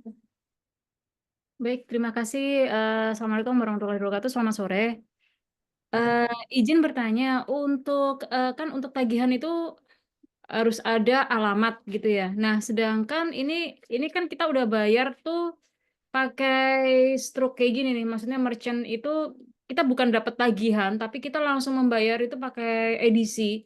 Dan itu tidak ada alamatnya seperti itu. Seperti ini hanya ada ID pelanggan aja. Nah, itu bagaimana? Apakah enggak kelihatan ya? Nih, apakah bisa atau bagaimana? Untuk yang pertama. Terus yang kedua, ini kan memang usahanya atas nama ibu, jadi untuk NPWP dan lain-lainnya itu berarti apakah saya harus membawa NPWP ibu saya gitu? Atau tadi seperti yang dibilang untuk kopi saja cukup. Kemudian untuk kartu kredit yang dibawa apakah harus asli secara fisik atau bisa juga by data aja gitu. Jadi saya bisa telepon ibu kayak misalkan kan ada OTP number dan lain-lain gitu ya. Mungkin saya bisa tektokan sama ibu karena ibu kan persiapan TI Jakarta. Seperti itu. Kemudian untuk dokumen yang ingin dilampirkan lagi, tadi kan rencana saya sebenarnya awalnya tuh internetnya itu untuk yang dengan bahasa Inggris itu kan kami ada internet bisnet. Nah, memang untuk tagihannya tuh by email dan itu emang ada bahasa Inggrisnya, tapi tidak ada alamatnya. Itu hanya ID account number aja gitu, ID pelanggan. Jadi kepada nama ibu saya memang tercantum di situ, tapi ada ID numbernya nomor berapa, kemudian tagihannya seperti itu. Itu apakah bisa atau tidak? Seperti itu. Terima kasih. Oke. Yang pertama, izin menjawab ya, terima kasih pertanyaannya. Tagihan yang tadi yang dari EDC itu nggak bisa, Bu. Jadi coba, kalau saran saya coba minta ke perusahaan Ibu bayar air atau listrik atau gas atau internet apa, tanyakan ke sana bisa minta invoice-nya nggak yang menyertakan kop, logo perusahaan, dan juga minta disertakan alamat kita. Untuk yang bisnis tadi, saran saya sih coba ditanya aja ke bisnisnya di telepon, bisa nggak ditambahkan alamat saya untuk keperluan mendaftar di Amazon. Biasanya sih ada beberapa bisa dibantu gitu, beberapa bisa diedit, bisa ditambahkan gitu di invoice-nya. Dicoba dulu aja, Bu. Itu kan listnya banyak ya, nggak cuman misalnya bisnis nggak bisa coba dari PLN gitu. Itu lalu NPWP tadi Ibu bisa, Bu. Jadi terserah. Yang penting Bapak dan Ibu tentukan satu orang yang nanti identitasnya akan dipakai untuk mendaftar gitu. Mau Ibu, mau saudara, mau pemilik perusahaan atau mau manajer. Yang penting nanti konsisten. Nanti nggak masalah kalau misalnya dari perusahaan keberatan kenapa pakai nama pegawai. Nanti nggak, itu tuh identitinya bisa diganti. Kalau misal sudah sukses terdaftar, itu bisa diganti semua kepemilikan, nama, dan lain sebagainya gitu. Jadi nggak masalah. Lalu tadi kartu kredit nggak harus asli ya, yang penting nomor depan, terus 3 digit terakhir, lalu nanti OTP juga bisa by WA atau apa. Jadi nggak perlu bawa fisiknya, yang penting nomornya aja cukup sih untuk di-input di Amazon. Ya, baik. Oh iya, ada satu lagi kan ada bank statement, ada statement kartu kredit ya? Ya, itu salah satu. Salah satu aja. Jadi kalau kalau ada kartu kredit ya kartu kredit, kalau ada bank statement yang mana aja, salah satu yang penting. Baik, baik. Ya, terima kasih. Oke, sama-sama. Baik, terima kasih Ibu Syifa dan juga Coach Rio atas jawabannya. Untuk selanjutnya ada Bapak Sukma dari Rara Rustik, monggo. Iya, Mbak Nurin, selamat siang. Dan Mas Coach, salam kenal dari kami, ada Dekor Pekalongan. Langsung saja ya Mas Coach, mau izin tanya. Boleh, silakan Pak. Oke. Yang pertama tadi soal NPWP udah clear, pakai NPWP bukan TIN ya, Coach ya? Ya. Terus ini perusahaan atau pribadi Coach untuk NPWP-nya? Bapak tentukan, kalau misalnya semua Bapak punya atas nama perusahaan semua konsisten. Jadi nanti namanya atas nama perusahaan, alamatnya atas nama perusahaan. Tapi kalau mau atas nama pribadi pun nggak masalah, yang penting konsisten, Pak. Oh, iya. Ya, terima kasih Coach. Terus ada lagi Coach soal kartu kredit. Ini kan kalau saya biasanya transaksi pakai PayPal atau Payoneer. Itu apakah sudah bisa mengakomodir atau harus membuat kartu kredit bank? Terus yang selanjutnya untuk paspor. Maaf Coach, ya lanjut ya Coach. Oke. Untuk paspor ini punya saya udah expired.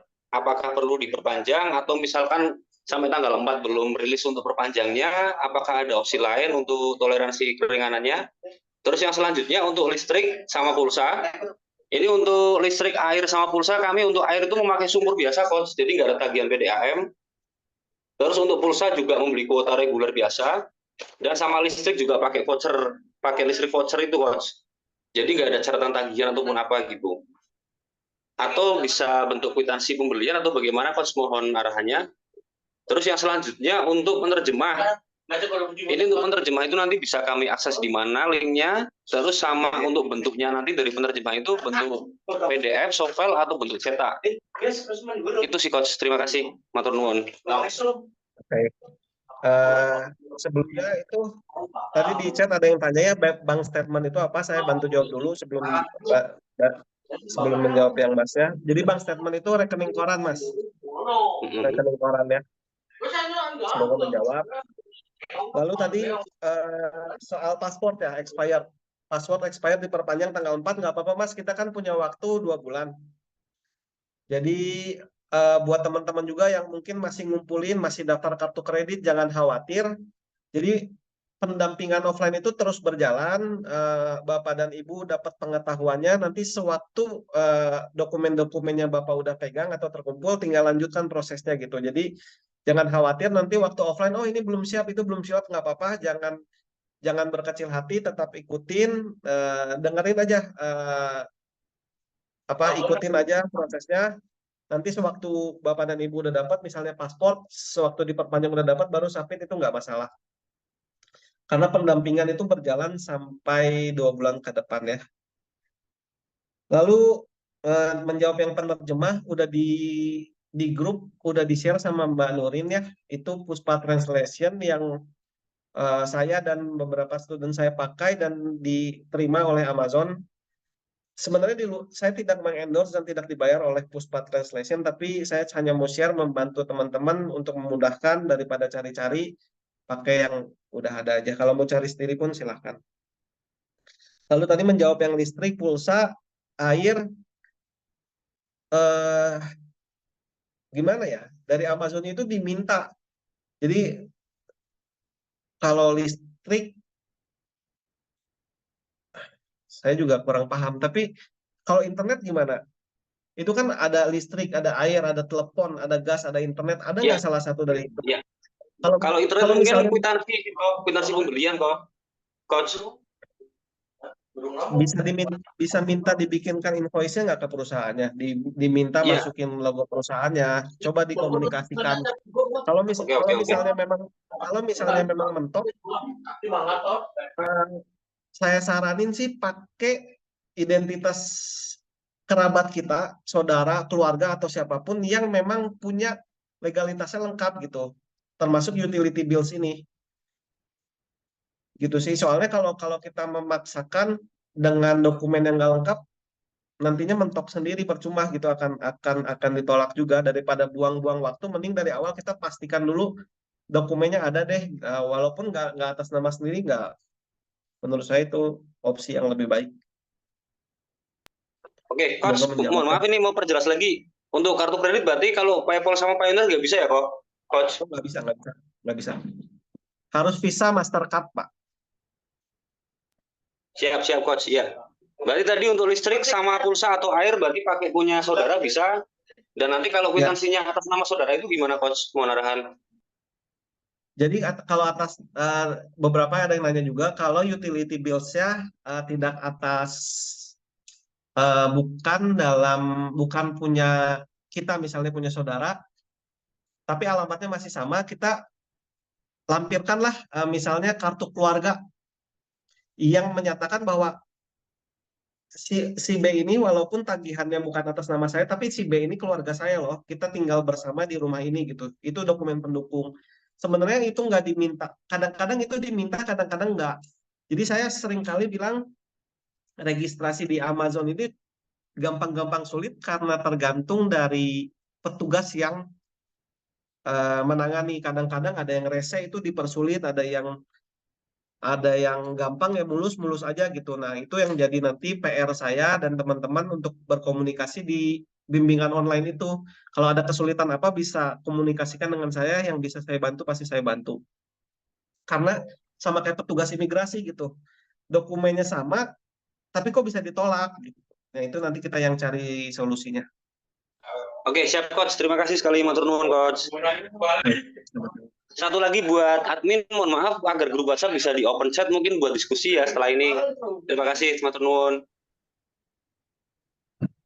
Untuk open chat itu kita udah sepakat supaya kita bisa fokus dulu ke offline, Mas. Jadi kita sekarang persiapkan diri dulu untuk kita ikutin offline. Nanti setelah offline, setelah mendengar penjelasan dari saya, izin, baru nanti chatnya baru kita akan buka. Biar pertanyaannya itu nggak berulang-ulang, karena nantinya akan banyak pertanyaan teman-teman yang hari ini ditanyakan pun yang akan dibahas nantinya di offline gitu. Gitu ya, Mas. Siap, Coach. Terima kasih. Matur nuwun. Ya. Baik, terima kasih Coach dan juga dari RR Dekar semoga bisa menjawab. Kemudian ada Ibu Ayu Husodo dari Strawberry Patch. Monggo Ibu. Matur nuwun, Mbak. Terima kasih. Selamat siang, Coach dan teman-teman semua. Coach, Coach Rio, jadi clarify aja. Utility bills hanya perlu satu ya. Dari Yes. sekian banyak itu, which is need one. Oke, kemudian Ya.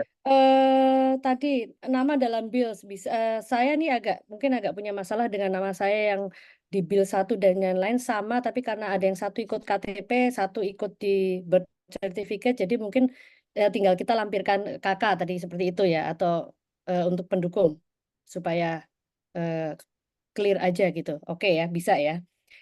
Nah, izin Pertanyaan, jawab Bu, ya, izin jawab. ya, Jadi monggo. untuk nama itu menurut saya nggak bisa ditolerir ya. Kalau bisa Bu disiasati gimana caranya, entah diurus dulu ke misalnya KTP nih, KTP-nya agak beda, diurus dulu untuk penyesuaian namanya untuk supaya bisa konsisten sebelum daftar di Amazon Bu. Nah, ini that's the thing. Paspor saya based on birth certificate dan KTP saya itu tidak muat sehingga nama saya tidak sepanjang dengan yang ada di paspor sehingga suku kata terakhir itu disingkat. Jadi apa namanya itu saya sudah ngurus dengan kelurahan sudah berkali-kali dan memang nggak bisa, Coach. Bukan karena masalah mau ke Amazon aja. Jadi itu gimana enaknya? Untuk dokumen-dokumen lainnya misalnya di bank atau Saat di ada itu ikut itu sama KTP, dengan paspor atau KTP? ikut KTP. Kalau SIM SIM ikut paspor, which is funny sih. Nyusahin banget ya, I know Coach. Tapi ya, saya sih SIM sekarang sedang dalam proses translation meskipun dia sama dengan paspor. Jadi atau memang nanti saya bawa aja dan pada saat offline aja ya nanti mungkin bisa dijawab, boleh bisa nanti saya dilihat coba lihat ya Bu ya.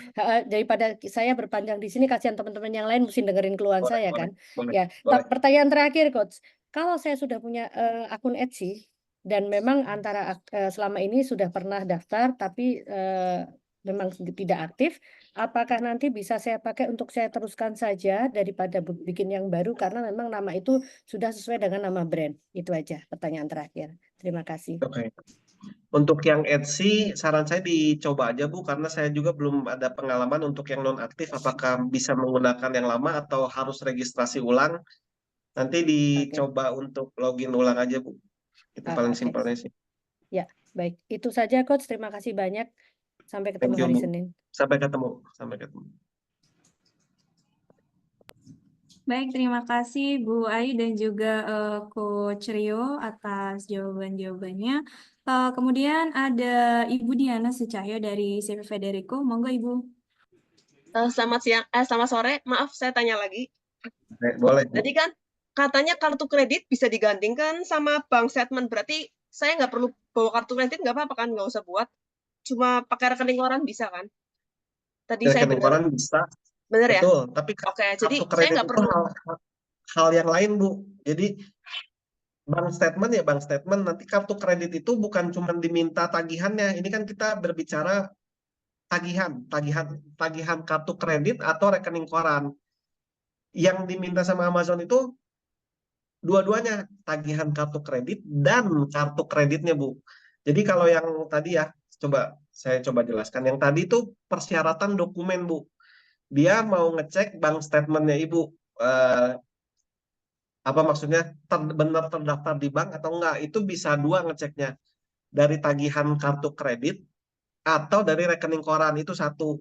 Nah, kartu kredit ini akan diperlukan nantinya untuk apa ya? Jadi jaminan loh Bu, kalau misalnya nih Ibu naruh barang di Amazon kan ada biaya gudang dan segala macamnya. Biasanya nanti itu dipotong dari hasil penjualan. Tapi semisalnya amit-amit produk Ibu nggak laku misalnya, itu kan ada terus berjalan, itu akan diambil dari kartu kredit gitu. Jadi Amazon nggak akan mengizinkan kita berjualan di Amazon tanpa dia punya jaminan kita kartu kredit gitu.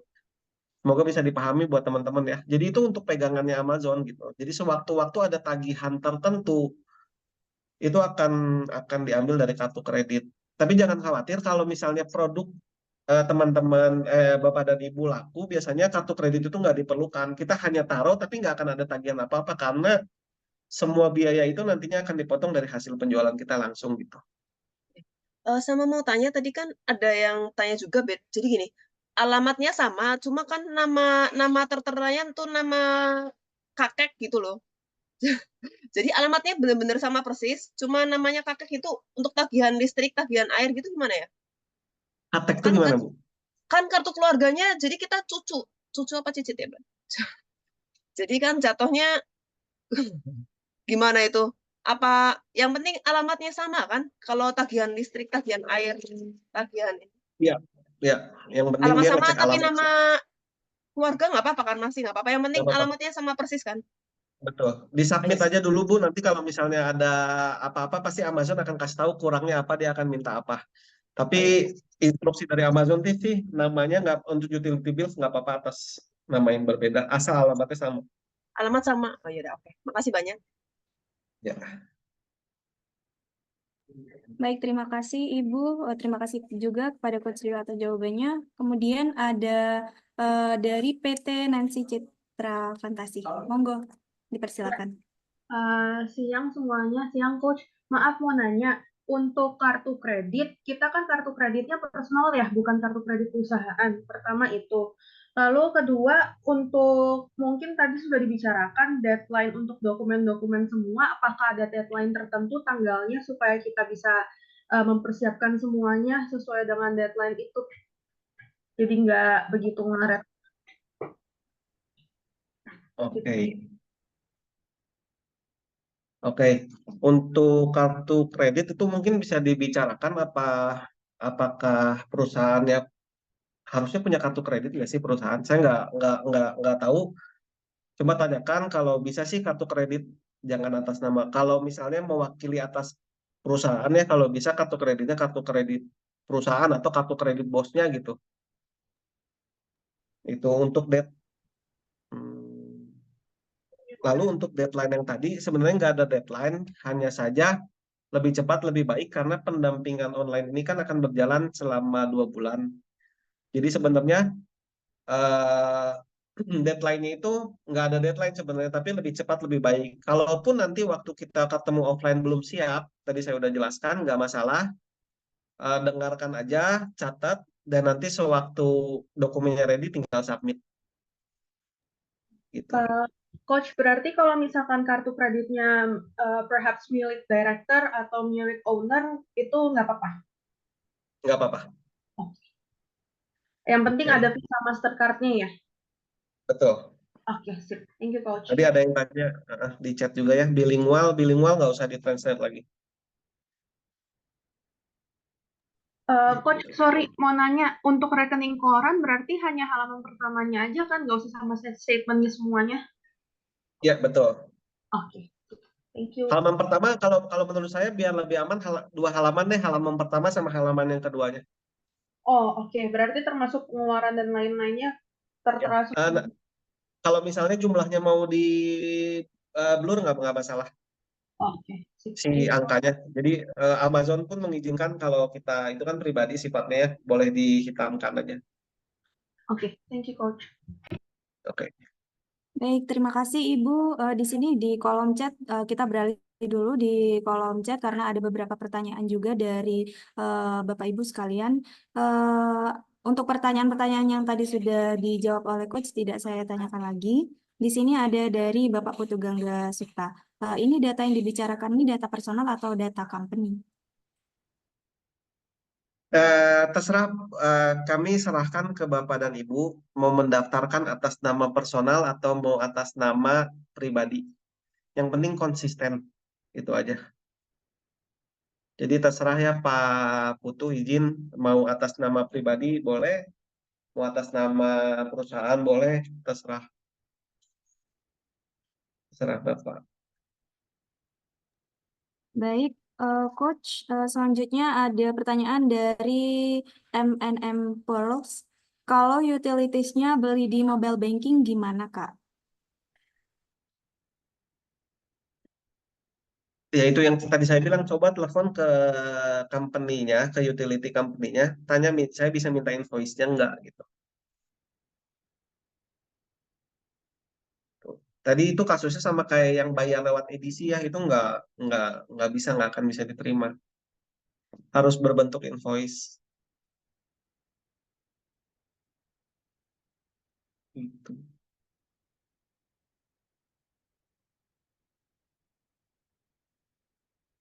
Semoga Baik, menjawab ya. iya, baik. Terima kasih Coach atas jawaban-jawabannya. Oke. Kemudian ini ada pertanyaan dari Bapak Dodi Hartono dari AA Jaya Bersama. Jenius ini jenius BTPN ya untuk Amazon Ya, jenis Etsy PTPN. atau Amazon saja? Etsy atau Amazon saja? Gimana? Coba ulangi pertanyaannya.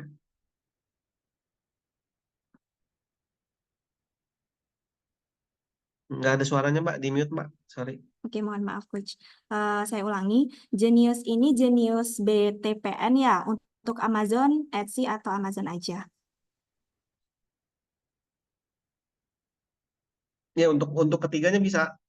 Jadi selama si kartu Geniusnya itu ada Visa atau Mastercard ya bisa dipakai gitu. Jadi memang teman-teman Bapak Ibu yang sulit itu di Amazon ya. Kalau untuk eBay dan Etsy rasanya nggak akan ada kendala.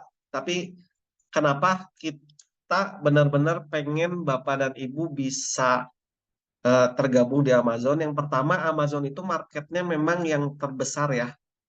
Bahkan dibandingkan Indonesia aja, kalau saya boleh sharing sedikit ya, walaupun waktunya udah cukup sore sekarang, jumlah pengguna aktifnya itu 3 kali lipat dibandingkan saat ini yang terbesar memang masih Tokopedia untuk pengguna aktifnya 100 juta. Di Amazon itu 300 juta. Jadi akses ke pelanggannya itu sangat besar di Amazon. Yang pertama itu. Yang kedua, kalau Bapak dan Ibu nantinya udah punya akun di Amazon, dan barang Bapak dan Ibu udah ada di Amazon, nantinya untuk ada yang pembeli di Etsy atau ada pembeli di eBay, kita bisa kirimkan itu lewat Amazon. Jadi canggihnya di sana. Jadi, oh ada yang pesan di kota misalnya di Arizona misalnya, kita nggak perlu kirim lagi dari Indonesia. Cukup kita dari platform Amazon, kita bisa kirim ke pelanggan kita yang beli di eBay gitu. Nanti akan saya jelaskan di waktu kita ketemu di offline. Gitu. Jadi memang semua hal yang tadi saya sebutkan harus transaksi segala macam itu bertujuan supaya Bapak dan Ibu bisa bergabung di platform Amazon. Itu jadi saya harapkan semuanya bisa, ayo kita kerja keras gitu, kita pastikan semua dokumen kita sesuai sama apa yang diminta Amazon gitu supaya lancar dan juga seperti yang tadi dijelaskan supaya cuan Bapak dan Ibu juga semakin besar karena bisa berjualan di platform internasional. Itu harapan kita semua ya, Bapak dan Ibu. Satu lagi, Coach. Boleh. Saya belum nanya dari tadi. Itu kalau di Boleh, Amazon, kalau silakan. saya nggak salah dengar harus 20 piece per SKU ya, benar nggak itu? Terus Enggak, hah? enggak Bu, bebas. Jadi mau kirim satu pun nggak masalah sebetulnya. Nggak ada minimalnya. Oke. Terus terus tadi kalau misalnya paspor kan diminta halaman pertama dan halaman terakhir. Tapi kalau halaman terakhirnya kosong kan gimana? Tetap perlu difoto. Itu kalau nggak salah keluaran yang waktu COVID, kalau nggak salah paspornya yang belakangnya nggak ada tanda tangan, betul ya Bu ya? Iya. Itu bisa diurus ke kantor imigrasinya Bu untuk ditambahkan satu kolom tanda tangannya. Jadi diurus dulu aja Bu. Oh gitu ya. Itu Oke deh. itu memang ada kesalahan kemarin berapa tahun itu banyak paspor yang nggak ada kolom tanda tangannya belakang, dan beberapa juga jadi kasus itu karena waktu keluar negeri itu jadi ditolak, jadi ketahan. Jadi lebih baiknya diurusin aja Bu di belakangnya. Terus tadi Itu PR. oke. Terus tadi kan dimintanya rekening koran, tapi NPWP-nya pribadi. Gimana itu? Berarti sebaiknya semua pribadi dong, biar konsisten. Ulangi Bu, coba. Tadi kan Bapak bilang minta rekening koran, tapi NPWP-nya diminta pribadi, bukan atas nama company. Berarti supaya konsisten, sebaiknya pribadi aja dong ya. Ya nggak masalah Bu. Kalau Ibu mau pribadi, pribadi aja. Kalau gitu biar konsisten sama NPWP-nya. Oke deh, makasih. Oke. Baik, terima kasih Ibu, terima kasih Coach. Ini kami batasi untuk 2 pertanyaan terakhir. Di sini ada Art Classic International. Apakah berjualan di Amazon setiap SKU butuh nomor barcode GSTN? Mohon penjelasannya. Jadi izin jawab, kayaknya salah nanya itu bukan GSTN tapi GTIN. Itu harus ya per SKU harus satu barcode dan harus dibeli di GS1 ya yang certified gitu. Jadi untuk barcode ini nanti juga saya akan jelaskan di pertemuan offline ya. Itu harus dibeli di GS1 dan tiap SKU betul harus satu barcode. Oke, baik Coach. Untuk terakhir ada dari Indostock, monggo. Oh, baik. Coach mau nanya, kalau di Amazon itu apakah memungkinkan kita nggak nge-stok barang di fulfillment-nya gitu? Jadi misalkan dari kita langsung gitu, Coach. Terima kasih. Yes. Memungkinkan Pak. Jadi namanya itu, jadi di model jualan di Amazon itu ada 2. Namanya FBM dan FBA. FBM itu fulfillment by merchant, itu seperti yang sama yang kita lakukan di Indonesia. Jadi di mana ada pesanan kita sendiri yang mengirimkan, tapi posisinya Bapak harus ada di Amerika Serikat gitu. Sedangkan untuk kita yang ada di Indonesia saat ini terkendala, kita nggak bisa menggunakan yang namanya FBM, fulfillment by merchant. Itu opsi itu tertutup buat kita, kecuali kita punya agen atau kita punya gudang di sana atau kita tinggal di sana, kita bisa menggunakan FBM. Tapi untuk mayoritas dari kita rasanya kita harus memanfaatkan fasilitas yang Amazon kasih yang namanya FBA. Tapi ya kekurangannya memang kita harus stok barang. Baik, berarti untuk Amazon nggak bisa. Kalau untuk Etsy Nggak bisa. sama eBay, berarti apakah harus seperti itu atau bisa mekanisme Biasanya tanpa Etsy atau eBay bisa ya? kita kirim dari lokal dari kita di Indonesia ya, tapi kalau Amazon nggak bisa. Siap. Tapi Terima kasih. seperti yang tadi saya jelasin Pak, keuntungannya kalau sekali kita udah masuk di Amazon dan stok kita udah ada di Amazon, begitu ada pesanan dari eBay Etsy itu kita bisa kayak sebelumnya, kalau misalnya sebelumnya kita list di Etsy atau eBay, kita kirim, kita list barang akan sampai ke customer, kan kita harus tanya berapa hari tuh. Kita tulis 1 minggu atau 2 minggu atau 3 minggu, kadang orang jadi malas beli. Tapi sedangkan kalau misalnya kita pakai FBA ini, kita dengan percaya diri kita bisa tulis 2 atau 3 hari bisa sampai ke customer, dan itu akan saya yakin meningkatkan penjualan kita gitu. Yang tadinya orang mundur, lama banget nih mau beli ini. Biasa kan kita gitu. Apalagi zaman sekarang kita maunya hari ini pesan, hari ini sampai, betul. Jadinya itu jadi nilai jual lah menurut saya. Gitu Pak. Jadi teman-teman yang udah mulai jualan di Etsy atau eBay sekarang selamat. Tapi kalau bergabung di Amazon saya kira itu jadi nilai tambah banget. Ya, semoga menjawab. Ya, terima kasih Coach. Baik, terima kasih Bapak Triwidodo serta Coach Rio atas jawaban-jawabannya. Terima kasih kepada Bapak Ibu sekalian atas antusiasnya yang sangat luar biasa.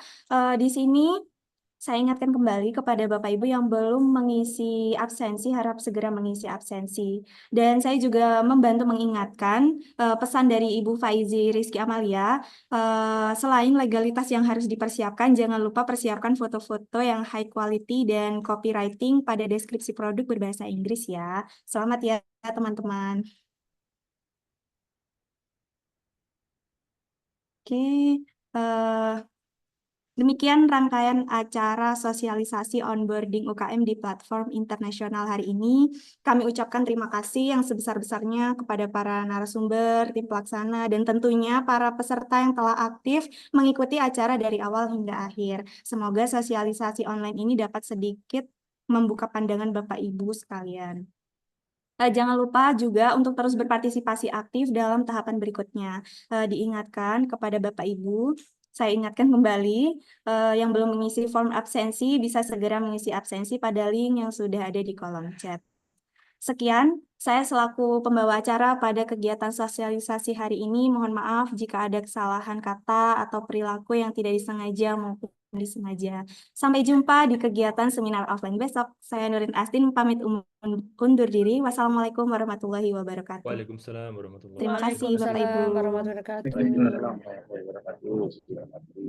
Terima kasih Coach, makasih semuanya. Sama-sama, makasih.